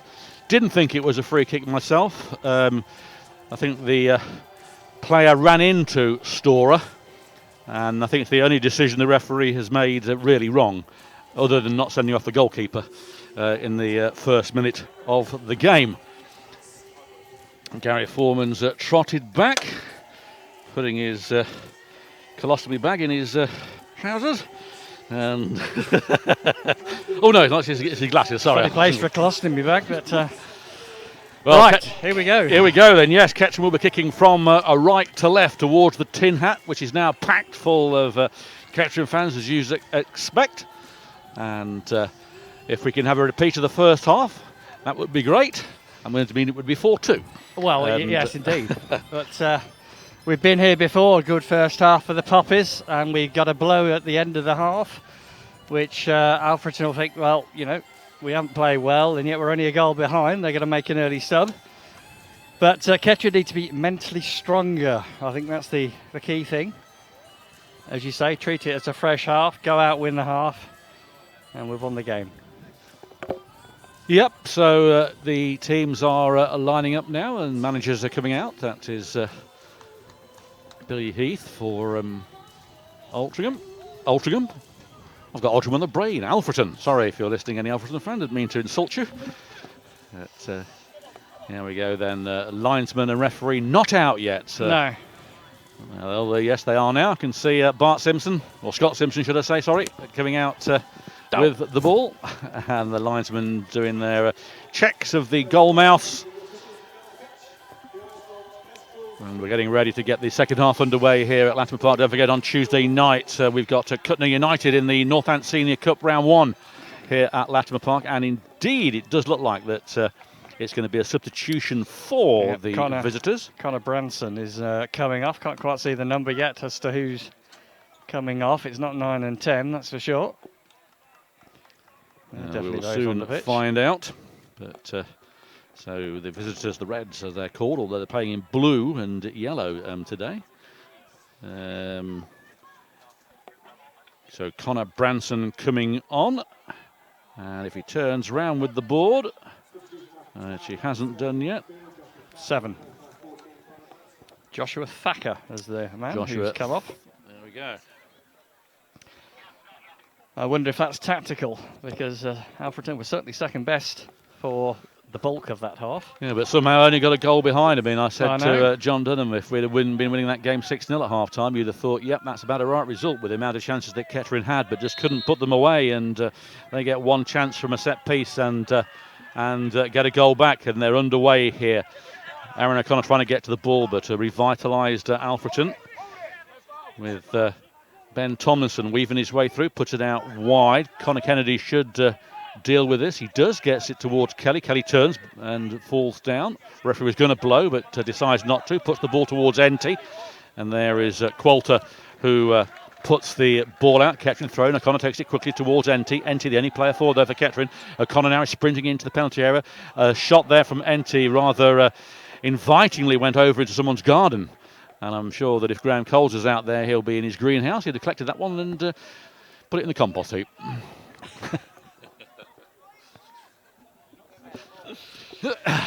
So there we have it. Ball back from the house. Got 2 on the pitch now. I'm sure there's more. It's come back from the garden. Graham's yeah. obviously booted it back on. Yeah. So it's going to be Atkinson then with the goal kick. The Tin Hat ball back with Kettering and into with Gary Graham and Tomper in the hut. Atkinson gets us back underway. It's headed on by Morgan Smith, the goal scorer. Enty's a win here now. He's got a header that didn't go for him, and that's a foul on Enty by Killock. And a free kick. And Billy Heath not happy at all with the linesman over there, saying he's bent down with his head. And he wasn't bending down far, that's for sure. He wasn't. I think it was more of a raised foot. It was probably shoulder height, which is too high. So it's going to be a free kick then. It's Kelly with it on the far side. Halfway in the Alfreton half. Kelly, left footed, puts the ball in, flicked on, back post, headed out. It going anywhere, almost an own goal. Wow, it was a game of pinball in that penalty area. It was going anywhere, wasn't it? And I'm not sure who the defender was. I think it may have been David Lynch. Actually put the ball wide of his goal mouth, and for a split moment I thought that was going to go in. Yeah, it was pinball. We just needed a wizard to put it in, but there wasn't one. Elton now steady on. One of mine, yes. Ben Mills then with the corner comes in. Enty gets there as O'Connor can't control it. It's hoofed away, but only towards Marcus Kelly. Under pressure from East. He gets the ball back to Storer. Storer pumps it over the far side, but that's going to go out of play. It is Wild who allows that to go, and it is indeed a throw-in to Alfreton Town on the far side. But good start to the second half for Kettering. Yep. A few dubious jokes from the commentary team, but there you have. It's the best I've got. Throw in by Killock on the far side. Won by Storr. He's having a battle with Tomlinson. He wins that battle on to Kennedy, but headed out by, again, Tomlinson. And that's put out of play on the far side. It'll be a Kettering Town throw-in. It's near the Burger Bar, if you've been to Latimer Park, which hasn't got too many queues there now. It's always very much of a big queue at the Burger Bar. Yep, pre-half time, just a few minutes before half time is the best time to join the queue. Certainly not one at the moment though, if you want to go Storer later. To Enty, flicks it on, but only towards the Lynch, and Azad was interrupted there, I think, getting to the ball. I can say that, and the ball's back with Atkinson, the goalkeeper. Years ago that might have been called obstruction when that rule applied, but not these days. The scars underneath this, heads it back. Good walk, good header there from McGrath. He's got the ball to Cartwright, but good work there from Tomlinson. Plays it out wide to Killock. Ball comes in. There's East. There's the number 2 at the near post, and it is a foul there. Much to the distraught Alfreton fans behind the goals who can't believe it. They probably couldn't see it behind the goal, but we could from the commentary gantry. It was a clear hand in the back of Ben Mills, so right decision from the referee. Paul White then with this free kick, delivers it towards Enty and O'Connor. Enty loses out this time, but it's put back in by Kennedy, but only to Claxton. He allows it to go to Dominic Smith, and it finds Lynch. Lynch in the centre of his own half, not sure what to do with it, plays it back to goalkeeper Atkinson, who now comes out to the penalty area.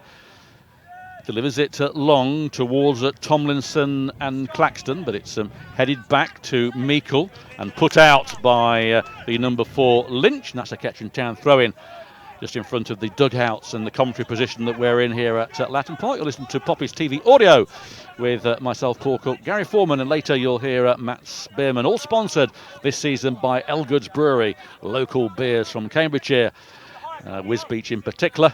Available in the clubhouse as the ball finds its way to O'Connor. O'Connor flicks it through to Enty, but he can't get there. Qualter does, plays it out wide on the far side for Josh Wild. He's advancing forward, he's got a bit of space. The Claxton here waving like a lunatic for the ball, doesn't get it though. It's back in the centre part with Qualter. More composed play this half from Alfreton, headed in by Killock.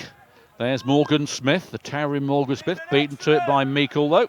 And Meikle puts the ball wide and puts it out of play under pressure from Morgan Smith. Throw in to the Reds, who are playing in blue. It's a ball back to Atkinson. Atkinson in a grey number with orange and yellow gloves. Pummels the ball forward towards Tomlinson. He flicks it on, but it does find Wild on the far side. He gets the ball back to Lynch. Lynch down by the byline, being pressurised by Kennedy. Back to Wild, pumps it into the penalty area. Kennedy is there, so is the number 2. Paul White comes out, and easy peasy, lemon squeezy, gets the ball easily and calms things down. Kettering leading this game 2-1 so far. 3 points would be superb for the Poppies. But again, there's still a long way to go. Long ball by Paul White, wasted. And that ends up at the hands of Jack Atkinson back in his own penalty area. Atkinson still with the ball, taking his time with it, delivers it towards East, and that gets cleared by McGrath. Enti's got there, but it arrives with Wild on the far side. He puts the ball out. It'll be a Kettering Town throw-in just by the halfway line. Storer's over there. No movement on the Kettering Town bench. Are we going to see Mo Seba making his debut later? Not sure on that one. Throw-in taken by Storer, but straight to Qualter, who heads the ball to Lynch, and then Wild hooks it to Morgan Smith. He plays the ball only to Lyndon Meikle, who plays it back to Kennedy. Kennedy takes 1 step, 2 step, back to Milnes, plays it out wide for O'Connor, being chased down by Killock, and it comes off O'Connor, and it will be a throw-in. First time that Enti has really had a forward with him this season, really, two up front. He's only been a man on his own, and it has made a difference to Kettering's attacking exploits. As O'Connor's underneath this, but Killock again wins it. It comes off his head, and the lino's given it the wrong way. Unbelievable. And the referee changes his opinion, much to the Kettering Town fans' delight. I think the linesman getting a few words of advice over there, yes. Gary, and rightly so. Yeah, clear Kettering header. The referee was right, and right to overrule the linesman. Mistakes happen, but they're corrected. That's Kennedy, our own version of VAR. Back to Cartwright, trying to find O'Connor. Very average ref, isn't it, Stanford? We've had a few of them this season. Well, many. I don't want to put the curse on, but this very one's been, awful refs. I think this one's been okay. Yeah. VOR. But it's a throw anyway to Alfreton on the far side. Killock with it, trying to find Branson, the substitute. He does find it, from the back of his head, and goes into the Burton Park Wanderers stand. Cartwright slowly retrieves the ball. Nick Eden takes a sip of water. Brett Solkin stands up, and James Brighton's fiddling around with some laces. All good fun to hear at Latimer Park as the throw-in is taken. It's Storer with it towards Enti. Beaten to it, though, but only towards Meikle. Meikle turns, gives the ball away, though. Retrieves it, does well, Meikle, and then loses it again. Morgan Smith, though, finds the ball. Good square ball to Morgan Smith. He finds Clackstone. Clackstone turns, gets the ball back to Dominic Smith. Smith to East. East. Long ball into the penalty area. Cartwright underneath it. Cartwright loses the ball, though. There's Morgan Smith. He turns. Danger here for Kettering, and hooked away by Cartwright towards Kelly, who traps it. Does well. Comes inside. Good work there from Marcus Kelly. He's away. Finds the ball over the other side towards O'Connor. O'Connor traps it. Does well. Enti going into the penalty area. Plays the ball out wide to Meikle. Meikle comes inside. Takes a punt through, trying to get through to Kelly. And the ball just goes wide of Kelly and out for a goal kick. Good move by Kettering Town. Good attacking flair there.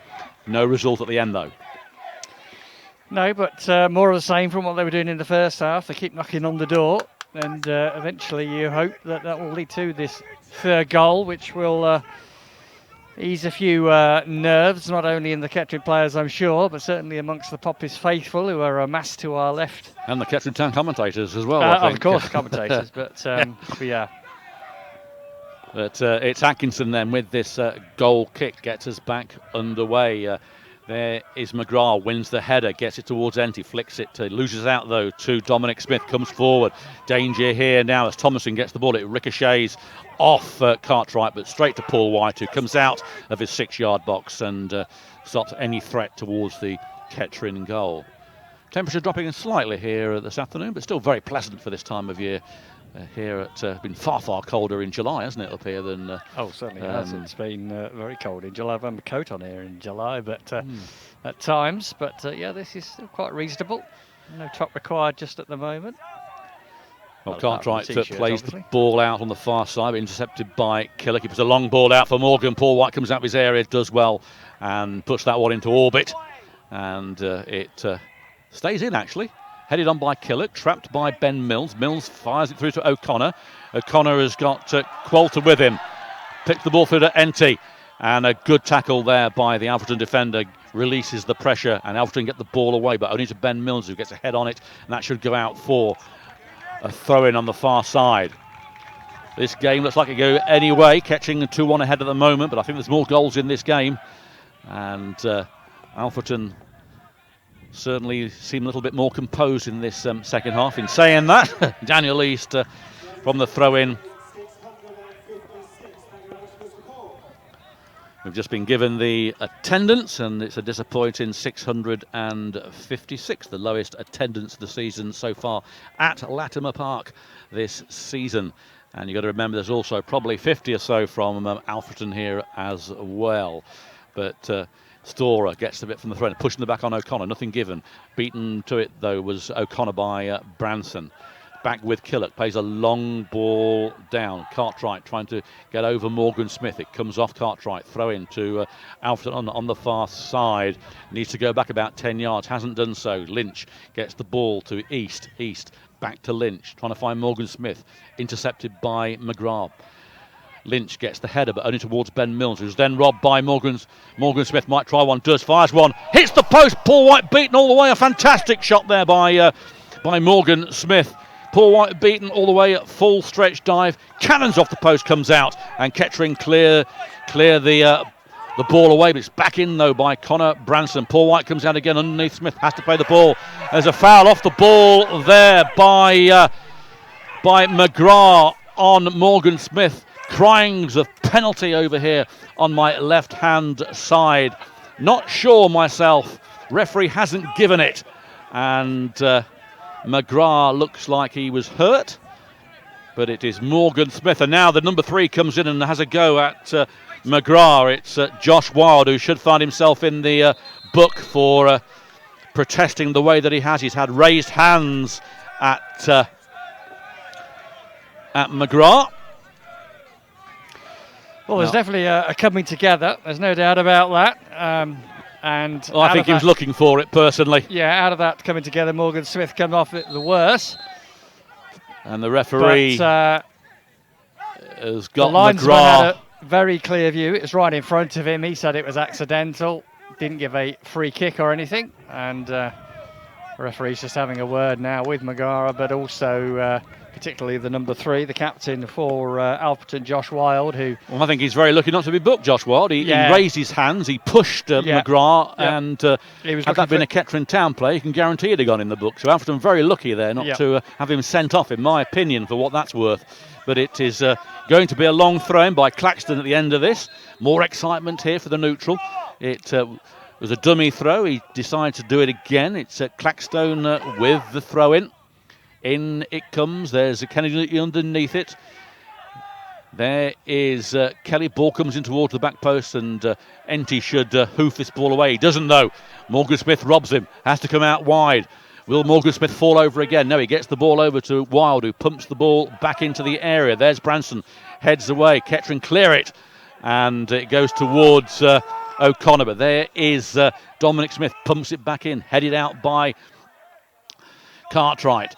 It finds O'Connor. He plays it out wide to Storer. Storer does well. Now Storer is away. Enty is offside at the moment. Must have been a millimetre. The fans on the left here are in line going absolutely berserk. Must have been half a millimetre, in my opinion, on that one. Yeah, that was close. Shane Killock cries of miles off from the unbiased John Dunham on my right hand side, who's looking and talking absolute round objects. But it is a free kick put in by Atkinson. Headed on there, Storer underneath it. Turns, got to be careful he doesn't foul here. Gets the ball away, he does well, but only goes towards Killock on the far side. He pumps the ball back in. Very exciting as it comes towards Paul White. Comes out as Claxton comes in towards the 6-yard box. Well, this is 2-1 and thrilling stuff too. Desperate if you're a Kettering Town fan, as it is a time march on 17 minutes past the hour. Alfreton are now doing what I thought they'd do from the off, which is go direct, long balls into the box, put the Kettering defence under pressure.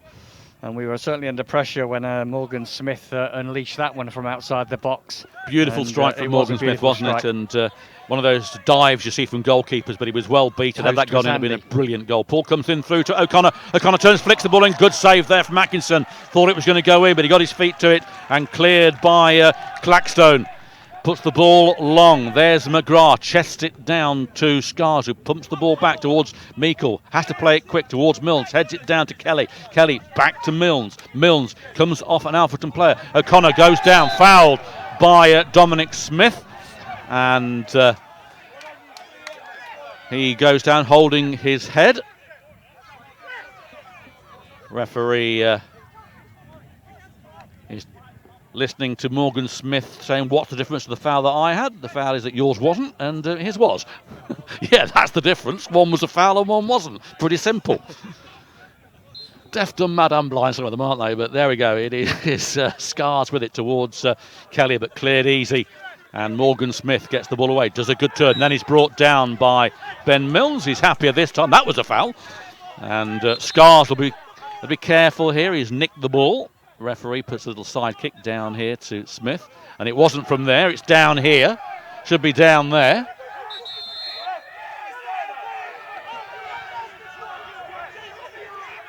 Well, O'Connor was trying to put the ball back to where it should be. The referee, who's had an absolute mare in the second half, to be honest, has placed the ball at least 10 yards from where it should be. Absolutely diabolical. And of course, Alfreton, playing fair to the rules, agree with him. Ball comes in towards the penalty area, headed on by Scars. He finds Enty on the far side, being challenged by Branston. The ball goes off Enty for a throw-in.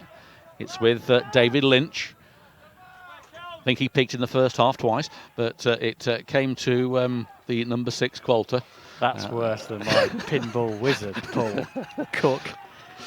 You've got to get him in if you can. You do know that, don't you? But it's a throw anyway on the far side. Claxton, the long throw specialist. Well, they haven't been that special, but he's the one that is going to be a long throw merchant. But again, feigns this one. And still with the ball on the far side. Getting some advice from Mick Coe, I think, over there. I'm sure that'll be gratefully received. It comes in the penalty area here. There's Morgan Smith headed on here. Danger here for Kettering. It could go anywhere. It has. And it's cleared out. Lidge underneath it.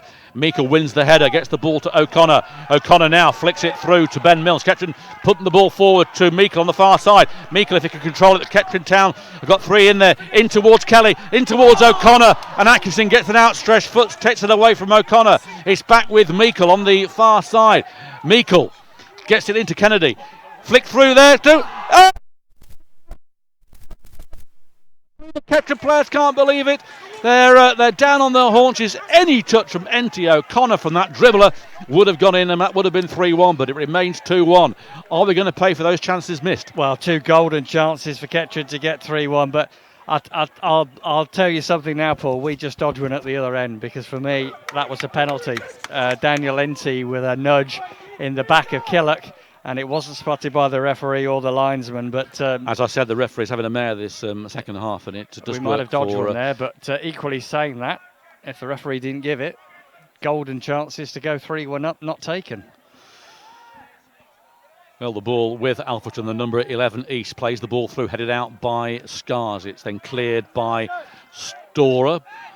Dominic Smith comes in front of Aaron O'Connor, plays the ball out, but Scars is there, and he's going to allow that ball to go out. And as he does so, I'm going to hand you over to Matt Spearman to see out this second half. I hope you don't concede a goal in the last minute like you did in the first half.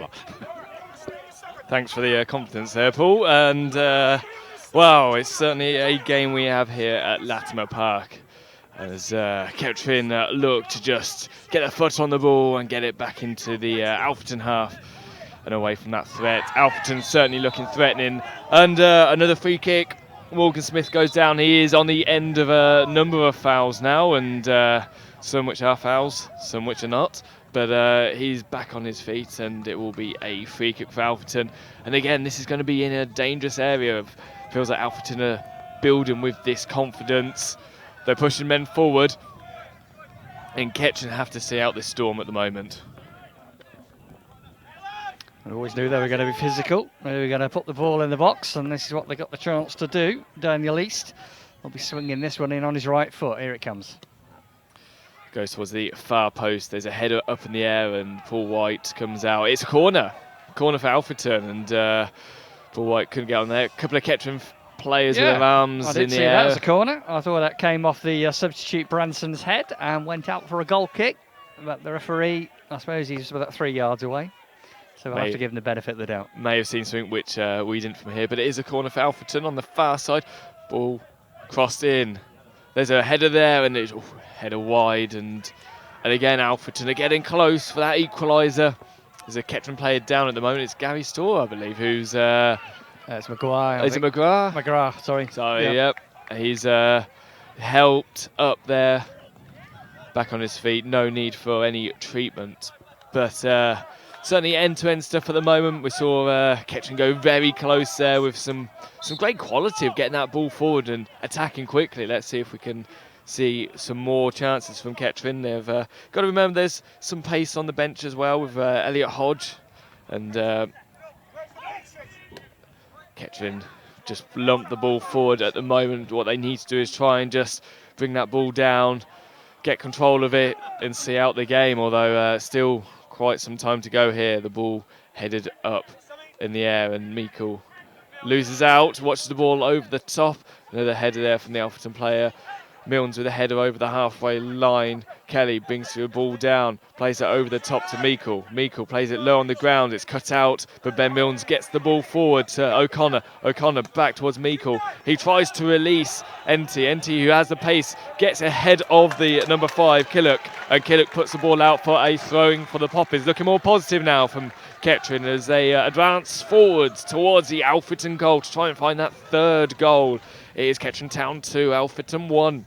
Kettering 2-0 up thanks to NT and Kelly before Morgan Smith found a goal back just before the half-time whistle. Throw-in taken. Milnes plays the ball all the way to the far side of the penalty box. Header from Kelly goes back towards Storr. Storr, the ball on the ground to O'Connor. Lovely flick there. A tame shot in the end from Connor Kennedy. Straight along the ground into the arms of Jack Atkinson, who had no pressure around him. He was able to control that. Rolls the ball down on the ground and plays the ball long again into the Kettering penalty area. Header there, picked out by the Kettering defence. Meikle advances over the halfway line. Is O'Connor. He tries to release O'Connor, which O'Connor does get on the end of the ball, just on the edge of the penalty area. He's got NT towards the left. The ball's flicked over. Wrong side of NT, though, who has to play the ball back towards O'Connor. Edge of the penalty area. Crosses it over towards O'Connor. Kennedy. Ball cross in. Too far, and it is almost cut out by Claxton. Appeals for corner. Claxton didn't touch the ball, out for a goal kick. But again, another example there where Kettering can break at speed. And it will be another substitution for Alfreton, their second one of the match. Niall Blake is coming on, number 15, I believe. No, they've now changed their minds, actually. It's not Niall Blake that's coming on. It's number 17 who's going to be coming on, which is Bobby Johnson. So almost 70 minutes gone here at Latimer Park, and Alfreton are winning with substitutes. They've made 2 so far. Kettering yet to Killock, who's coming off. He was holding his hamstring a few minutes ago, so no surprise that Shane Killock's the man to make way. 17, Bobby Johnson coming on. Well, that's going to change their defence, isn't it? Yeah, it's not a centre-half that's coming on at that height, I wouldn't have thought. No, I'm just having a look. It looks like the number 8, Dominic Smith, has dropped back slightly. Unless this is the opportunity for Alfreton to push men forward. Pack the midfield. Branson has gone from midfield to centre back, playing 3. They've matched us at 3-5-2 the second half. We're underway. Ball looped over the top here, and an opportunity for Alfreton from Morgan Smith, who managed to get his foot on a threaded ball forward, and he pokes it wide. Very close there from Alfreton again. Morgan Smith showing why. Danger man. Yeah, showing why he scored so many goals so far this season. And again, that was another opportunity for Alfreton. Again, Kettering, you could almost say switched off there. Yeah, he got goal side of Cartwright, but the only thing that Cartwright would do, he was nibbling away. He wasn't going to give him a free strike on goal, and I think it was that factor that meant that he got a glancing shot away, which looped wide. Goal kick there, header up from O'Connor, who is down, holding his foot at the moment. Not sure if he landed awkwardly. The referee is checking and beckons on the sports therapist. And there will be a pause here in the game as a couple of Kettering players come over to the home dugout to take on some liquids. Temperature has dropped slightly compared to what we had at the start of the game, but it's still warm and great conditions for the 656 fans here at Latimer Park watching this game. Just wonder if we might be seeing the introduction of Brett Solcombe. He's took off his high... Yep, the Angels coming on. Yeah. Where he'll play, though, that's the question. And who will come off, unless it is O'Connor who will be making his way. It will be O'Connor. Yep. He's on the board at number 8. But first, it is Blake who's coming on now. Number 15 for Alfreton, Niall Blake. And it's number 9, Ben Tomlinson, who's making way. That's the third and final change for Alfreton. Kettering are just holding back at the moment with their substitution. Brett's got a yellow bib on at the moment, but it's only a matter of time, I think, before he does come on, and O'Connor's number is on the board. Well, you have to say O'Connor's got into some great positions this afternoon, and he's certainly worked hard alongside He's put a good shift in. On another day, he could have got a goal for himself quite easily. But good to see him back on the pitch for Kettering as the game continues. Free kick. This time it's Meikle who's fouled. And the number 4, David Lynch, is not happy and throws his toys out the pram and throws that ball down on the ground. Although the referee doesn't say anything to him, he will allow this free kick to be taken for Kettering. It's going to be Scars who lines this up, trying to release NT, although finds the Alfreton defender. Ball's cleared out and it will be a throw-in for Kettering on the far side of the pitch. Gary Storr just taking his time and assessing who he can throw this ball to. Plays it long towards O'Connor, who's back on the pitch. O'Connor now in the corner flag, too early to be playing there. Tries to cut the ball across, but doesn't have any pace. Ball's headed out there and it's the number 17 chasing the ball, Bobby Johnson, who couldn't quite get on the end of that. Another throw in for the Poppies, and still no sign of this substitution for Kettering, and the referee saying no more to the number 4 David Lynch, who wasn't happy a few minutes ago, and I think is very lucky not to be in the book. Yeah, been told no more. I don't want to hear anything from you again, otherwise it'll be a card next time. Well, Alfreton clear their back lines at the moment, and ball falls awkwardly for Johnson, and comes off him straight out for a throw-in in almost the identical place where Gary Storr took it a few seconds ago, but the throw-in goes in again. Back to Storr, who plays the ball forwards. O'Connor tries to bring it down, appeals of a foul there, but it goes against O'Connor. And couldn't see that one. Obviously, again, the referee seeing something differently to the majority of the fans in that area of the ground. It's gone scrappy, though, the last 10 minutes, and that's not too disastrous for Kettering. It stopped any momentum that Alfreton had as well. Sort of trading of silly free kicks, and just as long as they don't give any free kicks away in dangerous areas. Absolutely. As O'Connor looks like he's being held again. Ball continues, though, with Meikle. Meikle looks up, he's got some options ahead of him, although the ball stuck to his foot. He plays it to O'Connor in the end. O'Connor in the middle of the park plays it backwards towards Milnes. Milnes releases Storr on the far side. Storr loses the momentum but plays the ball forwards to NT. NT then loses the ball but wins the ball back with a solid tackle there. Storr hopping forwards, keeps going, trying to find NT. Back to Storr, out wide towards Kelly on the edge of the area. Kelly plays the ball, not enough to get a corner, but wins the ball back, trying to get past number 2, Clackstone. Kelly still with the ball stuck to his foot, very close to the touch line. Back towards Storr, who's out of position at the moment, and he's going to have to play this back towards Scars. Scars loops the ball over the top, and that's straight towards the Alfreton player. And then awkward clearance there from Store, misses out and appeals that NT is being fouled. He jumps early, gets the ball, but he jumps a little too powerfully there, and the ball goes out for a throw-in. But as you say, Gary, it's certainly getting scrappy out there, and the Alfreton management not happy. Throwing goes all the way back towards Jack Atkinson in goal for Alfreton. Plays the ball early towards the goal scorer for Alfreton, Morgan Smith. Kettering cut that ball out, and O'Connor needs to get back from being offside. NT thinks he's being fouled there, and it's certainly going from side to side at the moment, this game, as the ball is chased down by Morgan Smith, who manages to get a throw-in for Alfreton, very close to the corner flag, and I think we will finally see this substitution for Kettering. And it should be number 8 still. It is. Yep, Aaron O'Connor makes his way, and he's certainly put a shift in today, and the fans are appreciating that. Decent hand for Aaron, well deserved.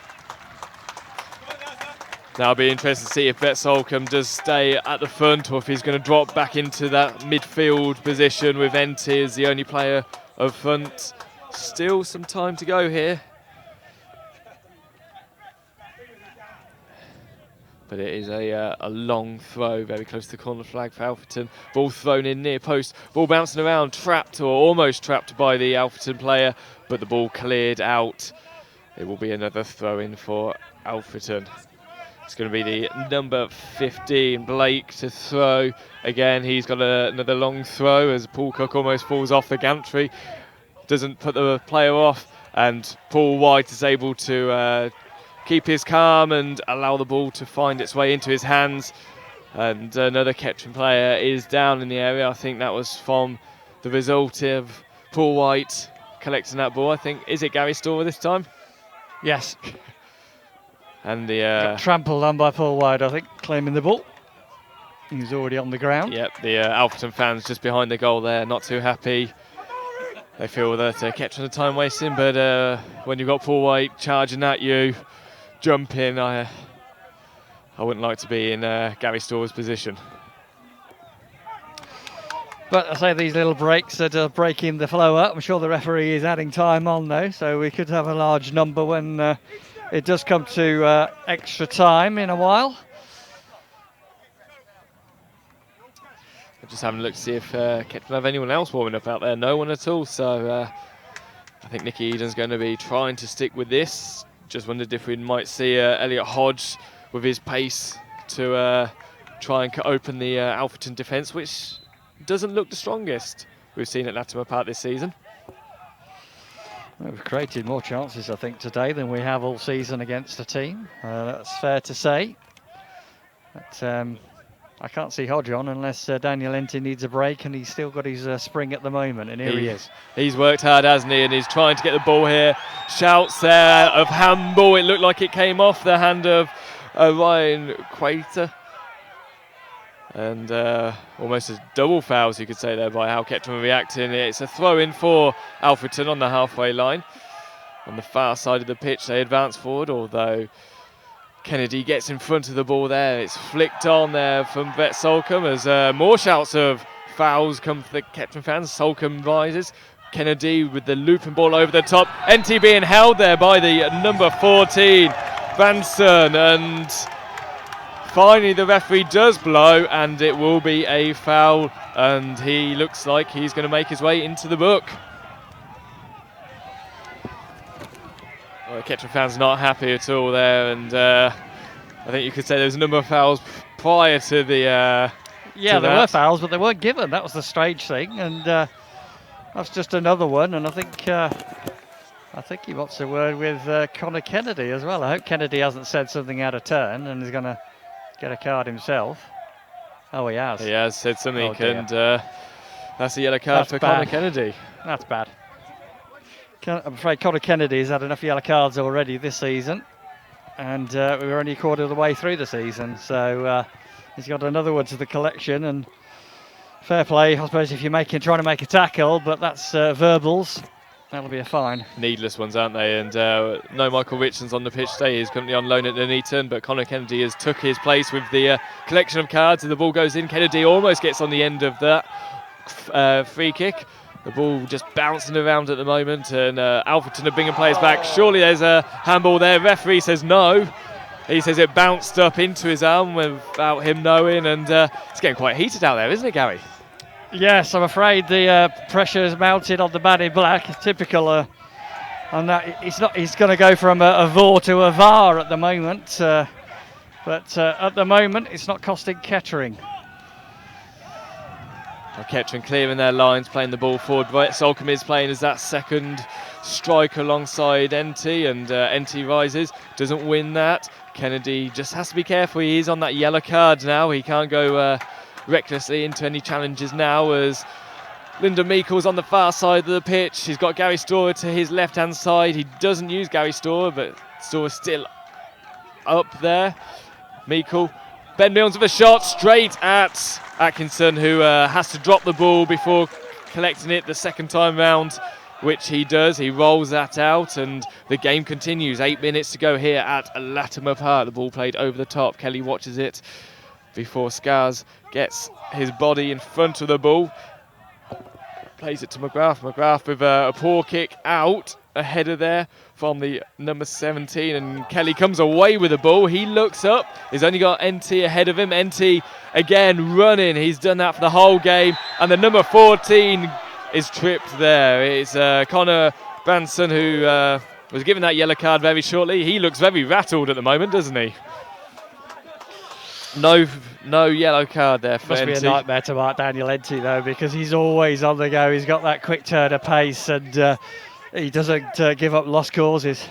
Defender's nightmare. Well, it's great to see the Kettering bench giving encouragement, shouting, and Alan O'Connor's one of them on there, who's, if you're only just joining us, has been playing the majority of this game, has been the only substitute for Kettering so far, as the ball is cleared forward. Kettering now keeping players back. The only problem is you don't want Kettering to play too deep, and they're certainly looking deep at the moment as the ball goes over the halfway line with Smith. Smith plays the ball into the area, dangerous, but Paul White stands firm, and he is able to hold on to that, and Smith cheekily tries to head that ball out of his hand. I think Paul White had both hands on the ball there. Yes, he did. It would be interested if the ball had come out, whether the referee would have blown, but no harm done. Paul White can clear, and he does, over the halfway line for Brett Solcombe.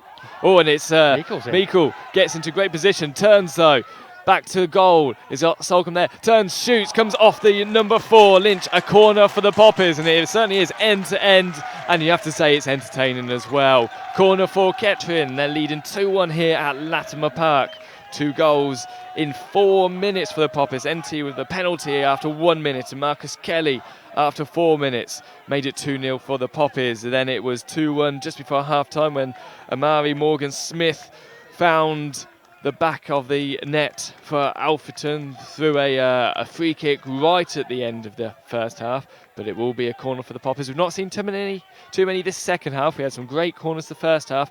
They were right on the goalkeeper, who seemed to struggle with them balls coming in, and it's going to be Marcus Kelly on the far side to take this corner. Goes in at the near post. There's a header there from Brett Solcombe, not on target, but another opportunity there for Kettering.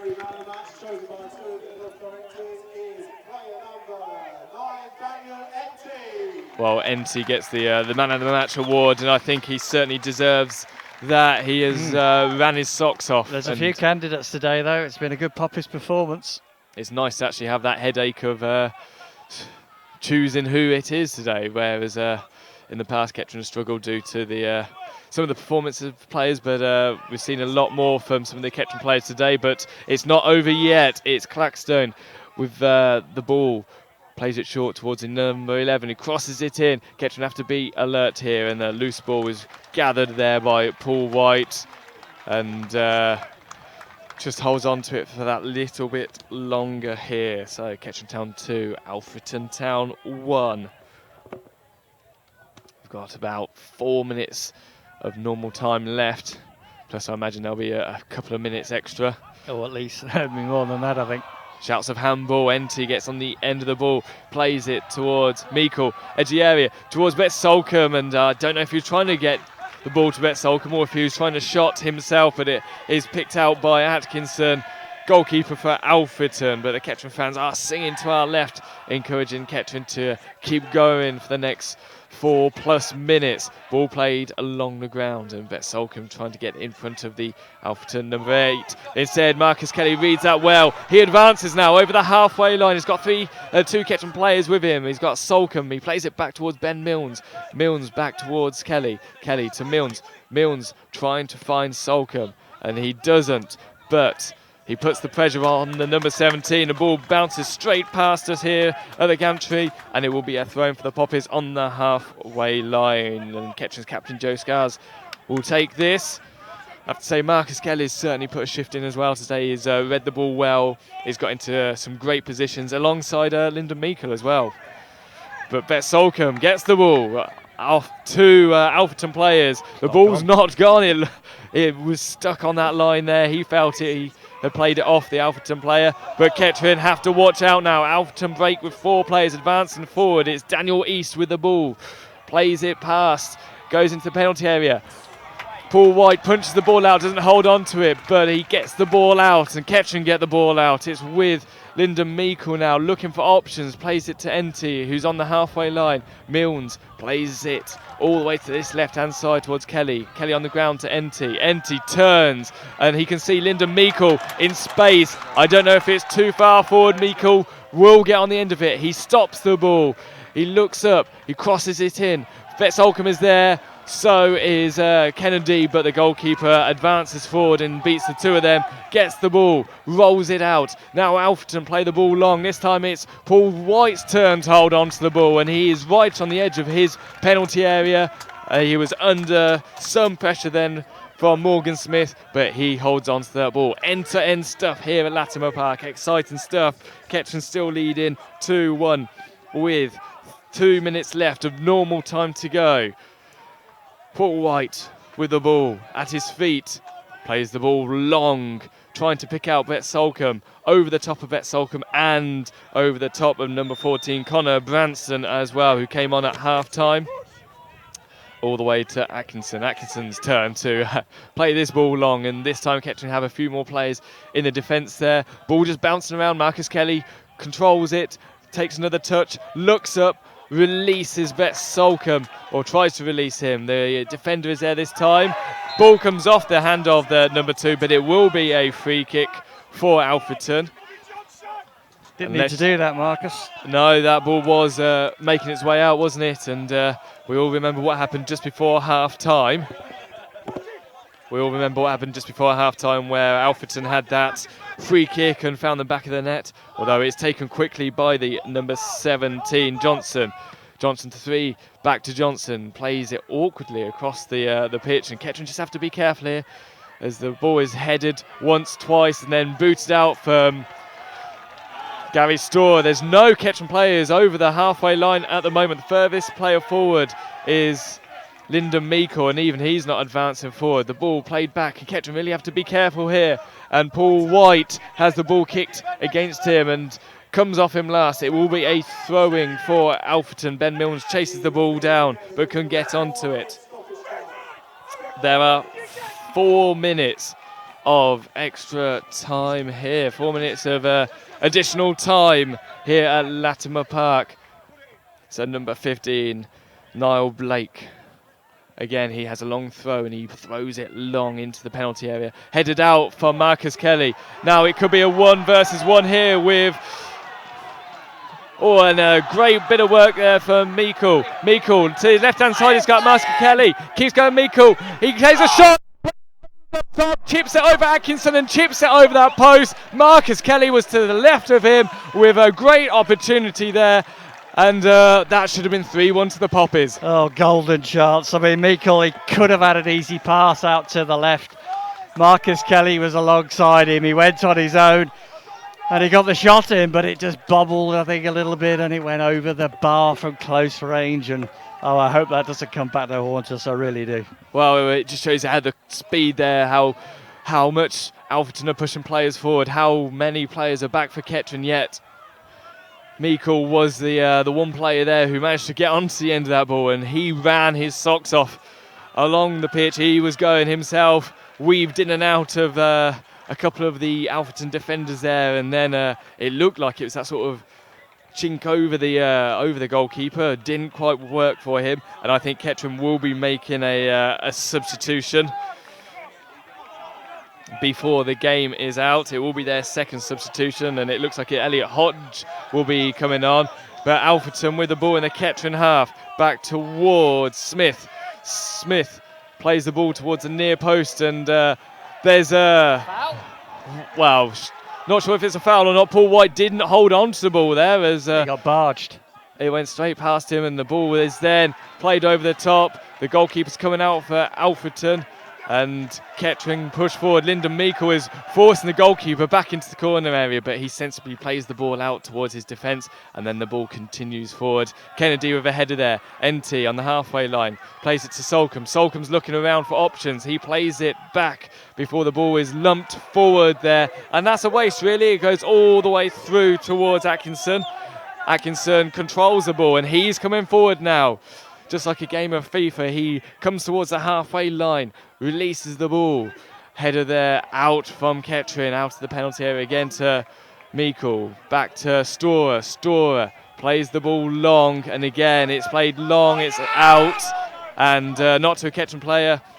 And Kettering are wanting to make this substitution. Yep. Finally it's going to happen, and it's Elliot Hodge making his way on. Lyndon Meikle, I would think he's absolutely shattered. Well, from what he's just put in the last 2-3 minutes alone, it's been a great effort. And Lyndon Meikle on the far side of the pitch will be making his way that side of the pitch. He won't have to come all the way back to the dugout. No, new rules finally being applied. First time I've seen it here at exactly. Latimer Park, and it's a shame he didn't make his way to the middle of the park there, just to time waste, but didn't quite work for him. But Elliot Hodge is now on, and the ball is thrown back towards the goalkeeper, who plays the ball long. Last few rolls of the dice for Alfreton as the ball is won there from Bet Solcombe. He falls down on the ground after being challenged, and it will be a free kick for Kettering. And that is greeted from the Kettering fans, hoping to see the second win of the Poppies here this season in the league. And it's a much awaited 3 points they'll be after here. The referee tells Paul White to hurry up. He's going to take his time though. He's encouraging the Kettering fans to come over. He's going to take this to the right hand side of him.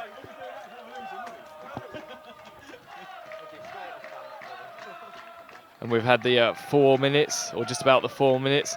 But Kettering now pushing the ball forward into the Alfreton penalty area. The referee does look at his watch, but the game continues, and now Alfreton break over the halfway line. The ball is played forward, and the Kettering header it away. Ben Milnes plays the ball forward. NT controls it towards Bet Solcombe. Bet Solcombe now looking for options, plays it off the Alfreton player, and then plays it off another Alfreton player. But Alfreton have the ball over the halfway line towards the number 17, Johnson. Johnson plays it wide towards Daniel East. Daniel East is struggling, and the referee blows for the final whistle here at Latimer Park. And it is Kettering Town 2, Alfreton 1. Alfreton certainly put the pressure on Kettering this second half, but the defence this time were able to hold together. They worked as a team, and they have resulted in their second win of the season. Much needed 3 points, Gary. Yeah, thoroughly deserved 3 points as well. That was a great performance from Kettering.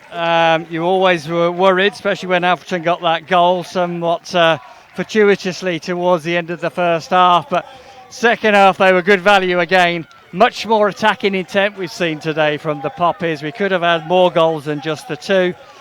But the most welcome thing, as you say, 3 points in the bag. Certainly a confidence performance there from Kettering, and they will now wander off the league fixtures for a couple of games. They have Cucknow here on Tuesday night in the Northants Cup, and then it is the Emirates FA Cup for the Poppies. Let's see if they can get a few more goals to add to their humongous goal tally already.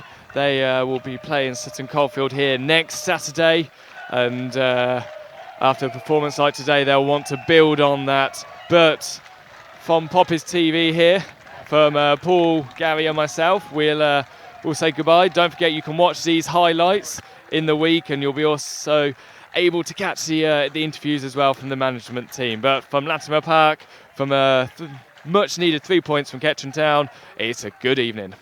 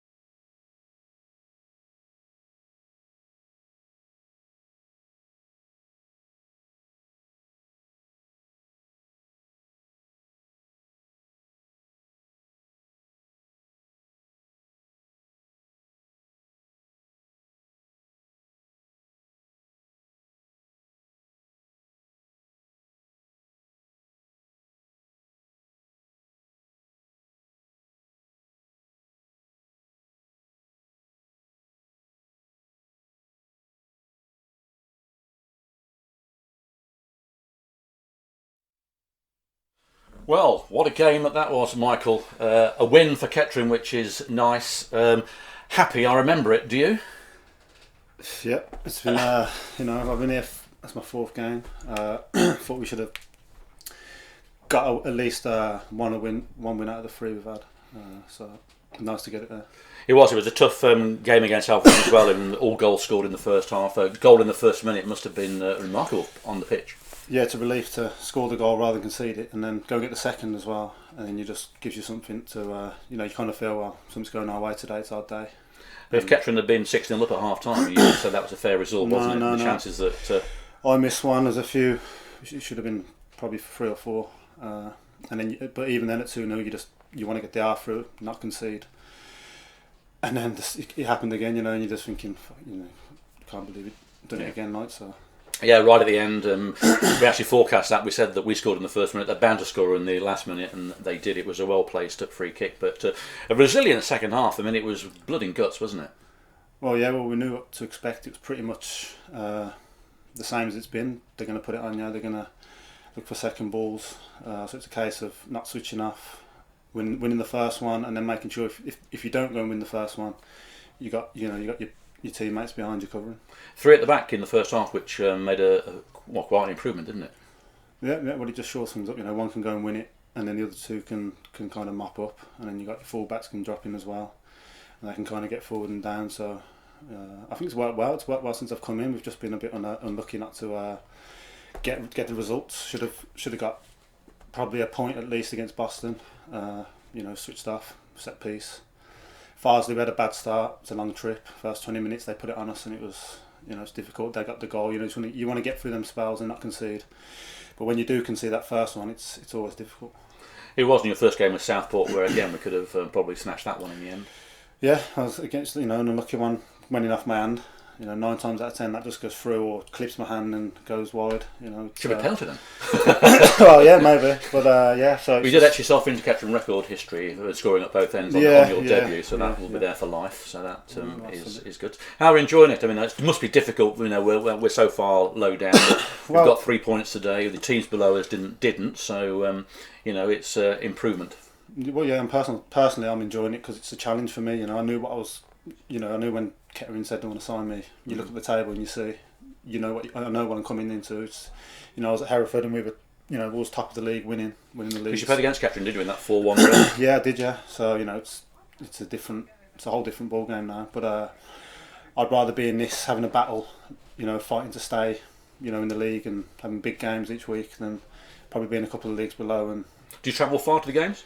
It takes me about an hour and 20, hour and a half today. That's not too bad then, I suppose, really. But the wife drives. So. Oh, that's the main thing. Then you have a kip in the back, I suppose. Yeah, but it was a great performance. I think we thoroughly deserved it, and you'll see the highlights later in the week when we're allowed to put them on, of course. And let's hope that's the turning point for next. Well, you can't play this week, can you? Against no, Cup tie next week. I played the week after. If I'd have got booked today, I'd have missed Hereford. Well, that'd be nice for you. I nearly got booked. So you'll be up against your former team then, against Hereford, Edgar Streets. That should be good. That one, yeah. Nice to see you in here. I know we had a quick chat at Southport in the hostelry area, I think it was, the bar. But it was good to meet you, and glad that you're here and glad you're enjoying it. Yeah, pleasure. Thank you very much, Michael. Cheers. All the best. Nice one. There we go. Now that'll be out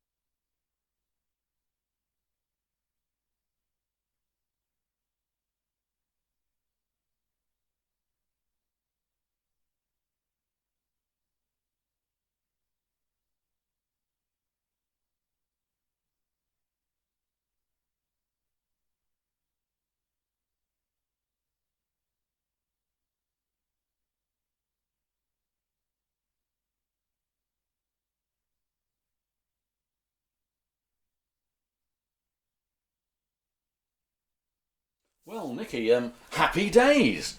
Do you remember it? Yeah, it's been a while, but it's always nice to come in after a win.